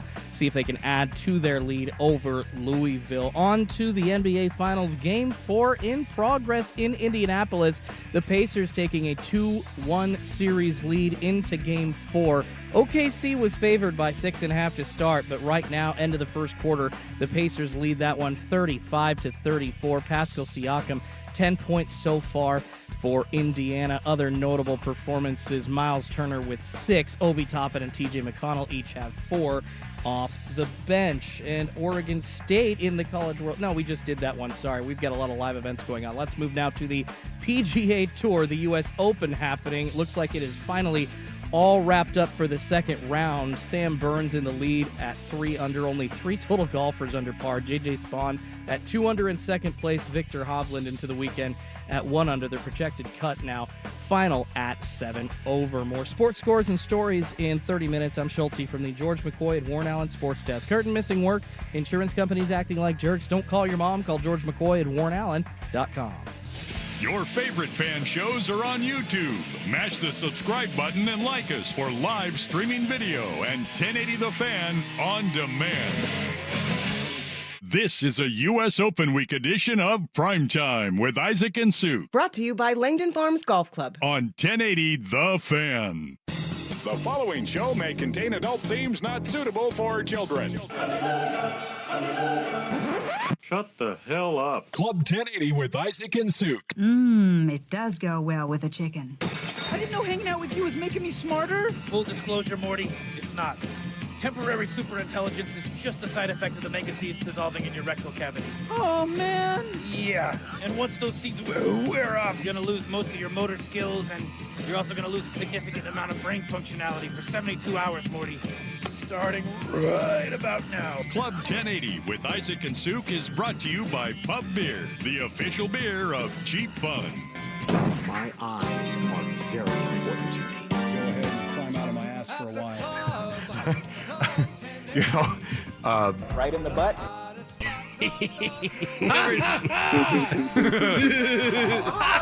Shut up. You guys shut up. Shut up. Hey, shut up. Great little player. He's a bitch. You freaking bitch. Bye, bitch. Isachi. It's over, we think. I love dong news.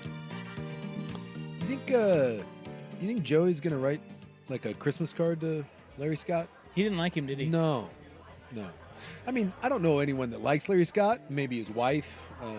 Probably some not. childhood friends. I don't know.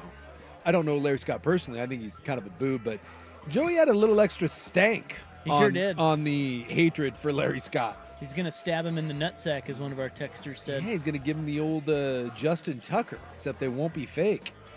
Well, 96% blame. Yeah, I don't agree with that. But Seems a bit much, but hey. I stayed out of it. Listen, guys, we're running way behind, okay? What? Us? We always do that with Joey. We got to stop doing that. We won't. Because we cut into the club. I know Kurt Ludwig out there he's pissed. Is probably very upset. Yeah. Kurt from sales, he's like, what are you guys doing? Yeah, he doesn't like this. He's not wrong. And we got to be better. Yeah. And we won't. I mean, you could say that you're going to be better, but I know you, and you won't. You won't be Why better. you blame this on me? This is you. It's my fault. Who is in charge here? Schultze. Damn it, Schultz. It's all on me. Yeah, producer. Got to keep it moving. Freaking A. I mean, yeah. Fill it in. But I'll try. A lot of hot aviation news to talk about tonight, too, man. Why? Got to let that breathe. Well, the survivor from that Air India crash? Yeah, Schultze's all over this. I mean, this is we like talked about that last his night. Super Bowl. Did you talk about the JetBlue flight that went off the runway in Boston? No. What happened? That happened like within hours of the Air India crash. I mean, nobody was hurt, but the JetBlue flight from Chicago to Boston landed at Logan and skidded right off the runway, missed it into some grass. Yeah, nobody was hurt, but that's very scary. Why did they? What happened? They don't know yet. They do not know. They it was a fairly new plane, and they have really no idea as far as like the brakes not getting hit or nothing's been released as far as that goes yet. That's always a little tougher. Are they saying too that the India Air flight that was it was a pilot error? Are they saying that? No one knows at this point. Because they have the final transmission, and both pilots were yelling "Mayday, Mayday, Mayday!" No thrust, no lift. So they know that it was like they knew they were effed. They could hear I guess you could hear like a million alarm bells going off. Some people are saying that it was a perfect takeoff, and so they're saying that area has been known for bird strikes. So is it possible that both engines had a massive bird strike? And then other people are saying, well, more than likely that would have caused some smoke, but we didn't see any smoke. And then other people are saying that the flaps weren't properly aligned. And if the flaps weren't properly aligned, that could cause some problems. But then other people are saying, yes, it would cause you to have problems with lift, but certainly wouldn't affect you to the ability of not being able to move the plane at all. So there's just a lot of aviation speculation. Interestingly, too, there was a couple videos circulating now on social media where power wasn't available to even like the TVs in your seats. Yeah. So people on the plane before it even took off had now put out things that have said, oh, well, we saw that there were issues with just normal things on the plane as well. So it could have been just a power issue with the entire aircraft. Yeah. But most accidents do happen either on takeoff or landing. So And still the guy that wandered out that's still the most insane thing that I've ever seen in my entire life. Crazy. And I guess so I was reading deeper into it today, and they said that surviving the plane crash is one thing. The fact that he was able to walk out of the building, they said that he would have had to walk through a raging inferno, past hundreds of charred bodies, including his brothers. And they're saying that the walk out of the building, because it's not like they rescued him from the building. He just wandered out of that thing and was like, hey, I'm here. Some people are saying that it actually might be more miraculous that he got out of the building, the fire, alive than surviving the crash. Because some people survived the crash, didn't survive the fire. He survived both. It's insane. It's obscene. It is obscene. He did say he doesn't know how he managed to escape. It's literally why I told Danny on the air last week, don't wear open-toed shoes or sandals when you're flying. Because if the plane crashes, you will need to run away. And if your sandals are burning, you can't. Schultze, I love you, brother. But at that point, your footwear has no bearing whatsoever on whether or not you're making it. Bro, ask a former pilot. Like, I'm not just coming up with random crap to give you. Okay. If my 787 whatever Dreamliner goes down, my life or death depends on whether or not my Crocs are in sport mode or yes, not? because for it, we're not going to go into this. Yes, yes, it does. Yes, wow. It does. How about that? That's a take. I'll tell you what, if it's a burning inferno, you know what? My little bare footsies, they'll get me out of there just fine. I'll be all right. I'll be all right. I'll take some burns in my feet. Says the guy who can't die in a house fire. I mean, there was a crash in the 80s in a Florida swamp that if people had been wearing shoes because of all the jet fuel that spilled around them, they wouldn't have had burnt feet. Like, this has been taken from many different things. Gotta wear your footwear. In your face. Don't question the aviation. He takes it very seriously. Expertise of one Jordan Schultz. Comfort over crash. Jackass. Yeah. Oh, trust me, I'm sitting in first class with those shoes on. Trust me, I hate flying. He says, I don't know how I managed to escape. He said he saw other passengers die in front of him. He said, for some time I thought I was going to die, but when I opened my eyes, I realized I was alive, and I tried to unbuckle myself from the seat and escape from where I could. A British member of parliament said, it's nothing short of a miracle. I've reached out to the family, and I'm choosing to respect their privacy at this time, but as you may have picked up, one of his brothers was also on that flight, who sadly didn't survive. Yeah. Anyway, all right. Well, we got to get back on track here. Crazy story. Yeah. Hey, you want to talk about cool stuff coming up next? Let's talk about cool stuff. America, yeah! Well, we gotta do a pep talk for Sprint Tri Clyde. Yeah, it's going He's about down. ready to get after it tomorrow. Yeah, we've already seen the photo, and let me tell you, wow. And we talk Father's Day plans coming up on The Fan. Check out the Fan Merch Locker.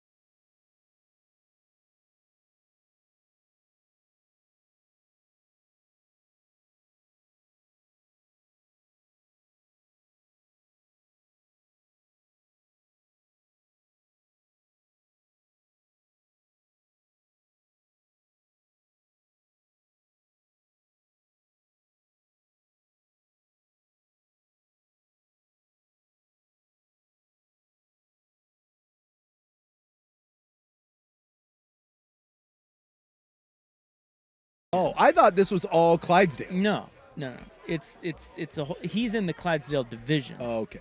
But it's a short swim. It's a short. Everything is short. Triathlon. Yeah, and triathlon, like anyway, it's a 13-mile bike ride and a 5K and then like a 800-meter swim. It's a sprint. But I think we all have done that. Like I was talking about the time in my life, I had just this phase where I was gym guy. Like I was going to the gym and lifting weights. All right. I had a trainer. You had a trainer? Yeah. Wow. In my 20s. And I was kind of ripped. But well, you are a beefcake. But it's not like I was like I don't regret that because I was healthy. Sure. But it's so out of character and I would never do it again. Like I don't regret it. It's just puzzling that I did it. And I think it's the same thing with Buckley. He's not going to regret doing this. Yeah. But this is a one-off. And it's great that he's doing it. Yes. And that's why you don't regret it. Is like, oh, I got healthy, I trained, and challenge it's great. Yourself challenge yourself. Right. But come on, dude. We all have these in our lives where it's like, well, is that it's like just when you out of decide pocket. to buy a leather jacket? Like, I'm going to be a leather jacket guy. And then you're like, maybe not. Well, but you might regret that. I regret buying my leather jacket because I never wore it. Yeah. But this, you won't. I know. I think some people do like the Spartan races. That's what I think that's one. Yeah, you do hood to coast. You don't regret it. There you go. But That's you a good don't. one. I mean, some people run it again, but how many times? times? Sprague. Yeah, but how many times people? Eventually, you get to the point where it's like, okay, Yeah. I had a hood to coast phase in my life. You're right. Why? There's a lot of people that are hood to coast lifers, and then there's people that dabble. You're right. My gal ran 2 half marathons back to back and proclaimed after this one, which she did not train at all for. She said, "I will never do this again." Yeah, right. Yeah. She was so it raises the question. Yeah. Why did you do it in the first place? You know what I mean? You know what I mean? Like, what was I thinking? I think the human beings, we still have some of that like leftover, like Neanderthal sort of, like climb a mountain, like get to the tallest tree, challenge yourself. Like, do you not have this? Like my daughter said this the other day. I feel accomplished when I do something difficult. Even if it's like I was digging sprinkler lines. Oh, nice. The other day. Yeah. And I would never tackle that. No. I would hire someone. So, like, I did that, and I got done. I had a bunch of slivers in my hand, and it kind of sucked. And, so I'm picking slivers out of my hand or whatever. And my daughter goes, "You're weird." And I was like, "What?" She goes, "You really like doing things that are hard." And I kind of took a step back, and I was like, I do. I feel there is an adrenaline or a dopamine dump for me when I do something that I consider physically challenging. You're an idiot, Sue. And I think a lot of people have that in them. No, I get that, but again, it's a one-off. I think it's thing. a primate thing. It's a one-off thing. It's like Buck probably does that or satisfy whatever itch this scratches. Sure. It's not like it's the first time he's tried to scratch that itch. Yeah. He gets that in other ways. Sure. But somehow he's chosen a sprint triathlon. It's very out of character. It is weird. It's not going to happen again. He won't regret it, but you kind of wonder what he was thinking. And we all have these in our lives. Yeah. I ran a half marathon once. What the hell was I thinking? Again, don't regret it. Don't regret it. But my wife did the dragon boat races. Oh, what was she thinking? I remember that. I mean, she doesn't regret it. No. But she did it once. Yeah. But you never know, because there are people that do the dragon boat race, and then it's like, hey, I'm doing this every single year. No, that definitely happens. Yeah. But all I'm saying is, we all have these more than we have. Yeah. The stuff that sticks. The thing that sticks. Yeah. Well, like golf stuck for you, right? Yeah, Although that's not necessarily. I mean, that's a physical challenge, but it's not. Well, it checks a lot of different boxes Checks a lot for of me. different Yeah, boxes. there's a lot of different things that I get out of golf, but and everybody has that thing. Yeah. But that's kind of in my character. That kind of fits my personality.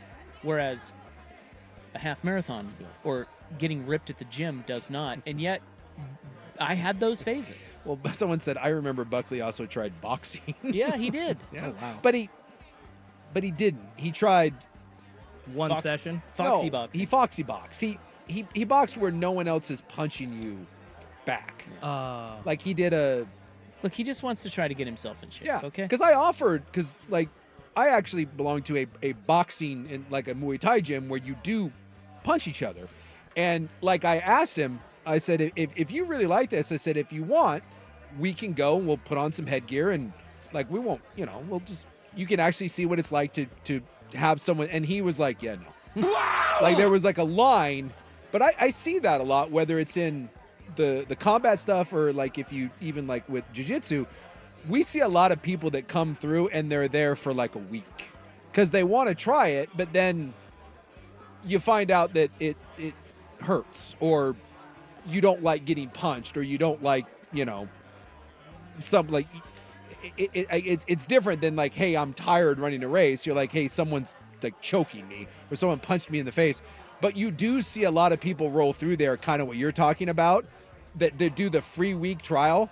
I'm willing to guess that free week trial at any sort of combat sport might be the ultimate thing you're talking about. Because probably 99% of the people that do the free class or the free trial, you will never see them again. And you know it. You know the people when you come in and you watch them go through the day, you're like, yeah, you're not coming back. Yeah, I guess we all just kind of do this and we just search. Yeah. And that's part of it. Yeah. Well, Rob, you getting like totally just jacked in your 20s. Didn't every dude want to do that? Like everybody's trying to get laid in their 20s when they're single. Like, yeah. Well, I wouldn't say I was totally jacked, but I was pretty disciplined for a while. Yeah. Which is, I don't know. And then it just fades away. Yeah. Phases out. We all have different, which is why most people don't get to be a scratch golfer. Most people don't get to be an elite runner. Right. Most people don't get a black belt in anything. Most people don't, whatever. It's hard. It's hard to stick with something that's physically challenged. But I do believe that human beings are meant to do hard things. And if we tried more hard things, whatever that is, learning skills, learn to play guitar, ride a motorcycle, become a golfer, try a sport you never tried before. I do think that is really, really good for your brain and your body if you force yourself to do things that are uncomfortable and that you aren't good at.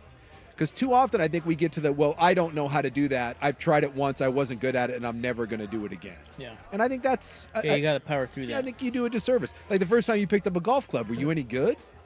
Oh, God, no. Yeah. Who's good when they pick up a Well, golf some club? people are. For the first time? Dude, some people are duck to water. It's the same people that pick up a guitar or pick up a set of drums and they can play by ear. Like that's a God-given or Tom Cruise-given gift. But think about what would have happened if you played your first round of golf and you were terrible and you're like, I'm never doing this again. You would have missed out on probably the best hobby you've ever had. Well, one of the reasons I play golf is because I really love golf is because I sucked at it and I got pissed off at sucking. Seriously. Yeah. So you're like, that's what motivated. Like, I'm going to do this. I said, I'm either going to never play this sport again because I got tired of being just going to a scramble or being a weekend warrior and shooting 85 and sucking rocks or shooting 90 or whatever. I'm like, what? And then I look at guys like Ricky Fowler, who's like 5'4", $100. He's hitting the ball 300 yards. And I'm going, well, obviously there's nothing physical that I need to be good at this. What am I missing about this dumb game? That's what it was. So I said, listen, I want to see how good I can get at this. Maybe I just am going to naturally suck at this and I'll never get any better. Yeah. But I am going to actually commit to getting better at this because I'm tired of sucking at it. And I don't need to be 6'9" like in basketball. Yeah. So I went on that quest. Yeah. And that's why I went on that quest. And I'm still, and the beauty of golf is you're always on that quest. Yeah. Rory McIlroy is the best golfer, one of the best golfers in the world, and he is still on that quest. And that is a wonderful game. And I think that's my point. That quest that you're on, whatever it is, that quest makes you a better person and makes your life better. Yeah, it definitely you fulfills. You just have to find your quest. Something, yeah. Find your quest. Well, I can tell you this. For Clyde, it is not the sprint try, okay? I'm calling him out right now. But I love it. We're saying it's a one and done. It's a one-off. All right. But I think he's going to do great tomorrow, and I'm pulling for him. And I already sent him a kissing emoji. Nice. Yeah, we and hopefully he doesn't get hit by a car. In Bend. Or drown. Or drown. Yes, or pass out. Yeah, any of those things. Or trip and fall. Or skin a knee. Or Yeah. fly away. Well, a lot can go wrong. A lot can go wrong. All right, we'll talk about Father's Day. What is the number one Father's Day activity? We'll get to that next. Here is Schultze. It's U.S. Open Week on The Fan. Brought to you by Langdon Farms Golf Club. KFXX, KWJJ, HD2, Portland. An Odyssey Sports Station. Now, from the George McCoy at Warren Allen Sports Desk, a Sports Center update on 1080 The Fan. First on The Fan, the Oregon State Beavers over in Omaha taking on the Louisville Cardinals in Game 1 of a double elimination round in the College World Series. Top 8, Oregon State leads 3-1, though Louisville with no outs has a runner on first right now threatening. On to the NBA Finals, Game 4 in Indianapolis between the Pacers and Thunder about 2 minutes away from halftime, and OKC has come back to take the lead 53-52. Jalen Williams leading the way for the Thunder with 14 points so far. More sports scores and stories in 30 minutes. I'm Schultze from the George McCoy at Warren Allen Sports Desk. Hurt and missing work, insurance companies acting like jerks. Don't call your mom. Call George McCoy at warrenallen.com. The Hot Corner, now in its new time, Tuesdays at 7.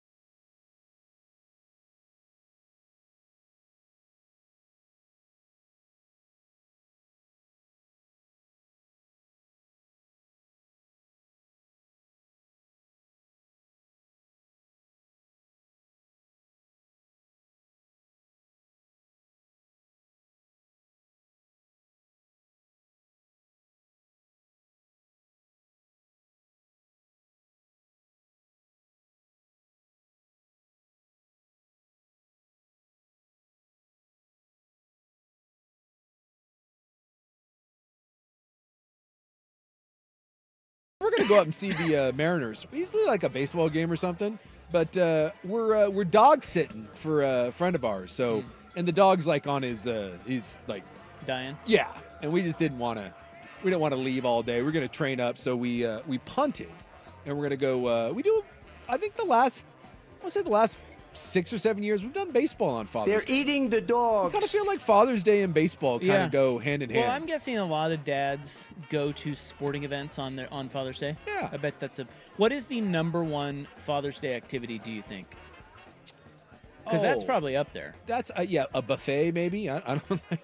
A buffet? Like I don't know. Like a probably lot of dads, a barbecue though. Yeah, barbecue. A barbecue. But then does the dad want a barbecue? Because the dad's not going to let anyone else cook on his grill. Golf. Yeah, I could see that being a thing. I'm not a big. I don't need a bunch of hullabaloo. No. Well, most dads don't. Yeah, you know. Oren usually cooks me like a dessert. That's like the go-to. She'll bake me a cake or like a certain dessert or whatever, and then I just like having the family together. I think Eiserman came down just for Father's Day weekend. He's wearing a Timbers jersey with Souk on the back. They gave those to us, remember? Right when I have one somewhere. Yeah, except to the Timbers out there, you gave me like a large. Mine was a small. I mean, what? No offense, but like, what do we? I know you don't look like a large. It was awesome that you gave me a jersey with Souk on the back, and you spelled it right and everything, and number 11, solid number, Mark Messier. Don't you think it's weird that your kid's walking around with your name on the back of his jersey, like your nickname on the back of his jersey? Well, for a while he was Souk. Yeah, I think when But it's like he's kind of advertising that he's Souk. I mean, come on. No. that seems like something you would not like. No, that does. I mean, I don't know. I guess I never really thought about that. I mean, when I go to Timbers games, I get plenty of Souk, and so now they can just point. Except they're going to be like, "Hey, why is there an Asian child wearing Souk?" Although they're going to get the. Well, they'll know. They'll know. You get, "Hey, you Eiserman?" He gets that a lot. Tiny Y, Tiny Y wants some. He's like Martell Webster in Blazer gear Sat at there, Nordstrom's. Sat there spinning it around. Well, because I have a Winterhawks jersey with Sukanik on it, and my daughter wears that to Winterhawk games. She'll rock the Sukanik jersey. And I don't know if I can get behind this. I could not wear something with my name on the back. That would jam me up. I don't want my kid wearing something with my name on the back. But I don't know. I kind of think it's sweet. I think it's cute when my kids do it. It doesn't bother me at all that the kids do it. Schulte, what are you doing for your dad?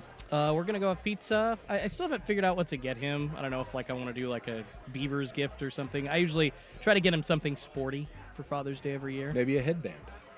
Yeah. I could get him his own Mariners headband. I'll sign a baseball for him. Well, I'd be interested to see what Papa Schultz has going on. Well, his hairline's a lot higher than mine.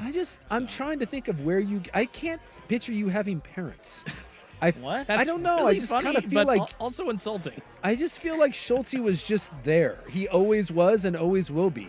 I don't know. Like you picture where someone came from and like childhood and like all that. Like I can't. Where'd you grow up? Salem.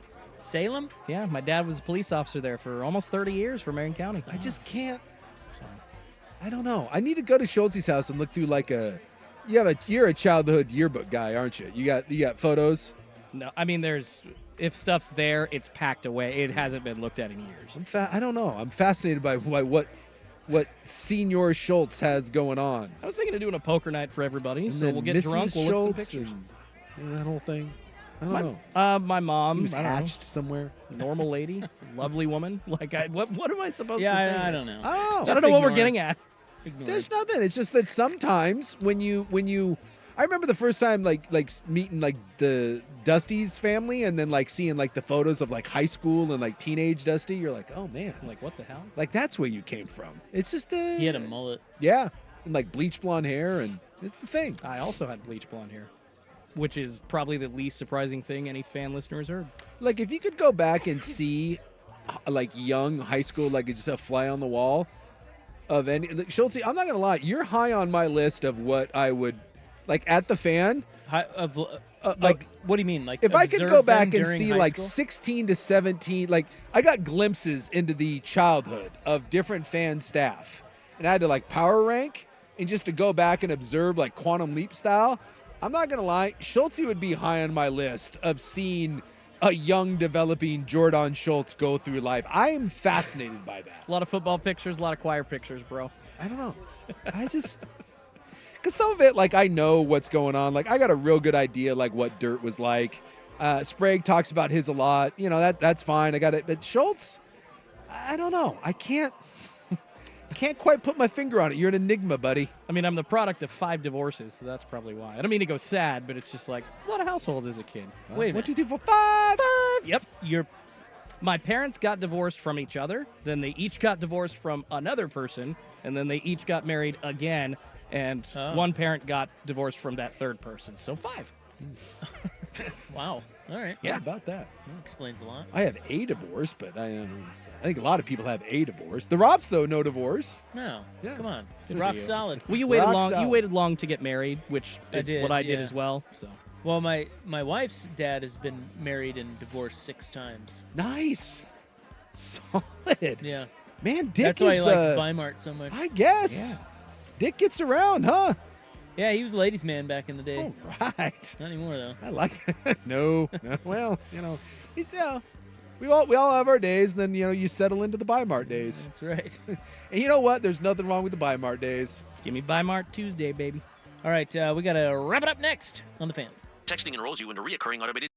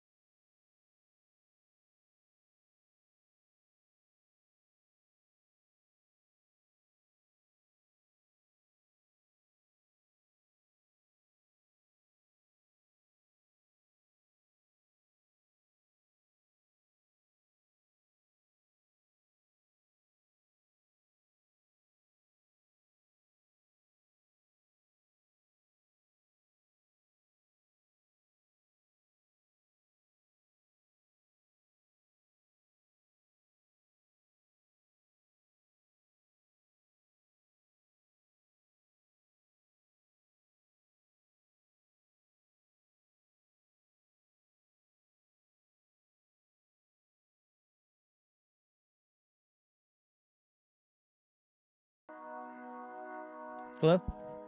Hi there. Are we on the air? Hey, we got to go.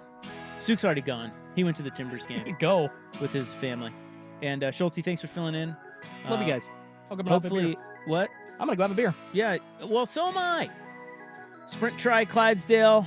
Hopefully he kicks some butt tomorrow, and we are back Monday. Happy Father's Day to all you dudes out there.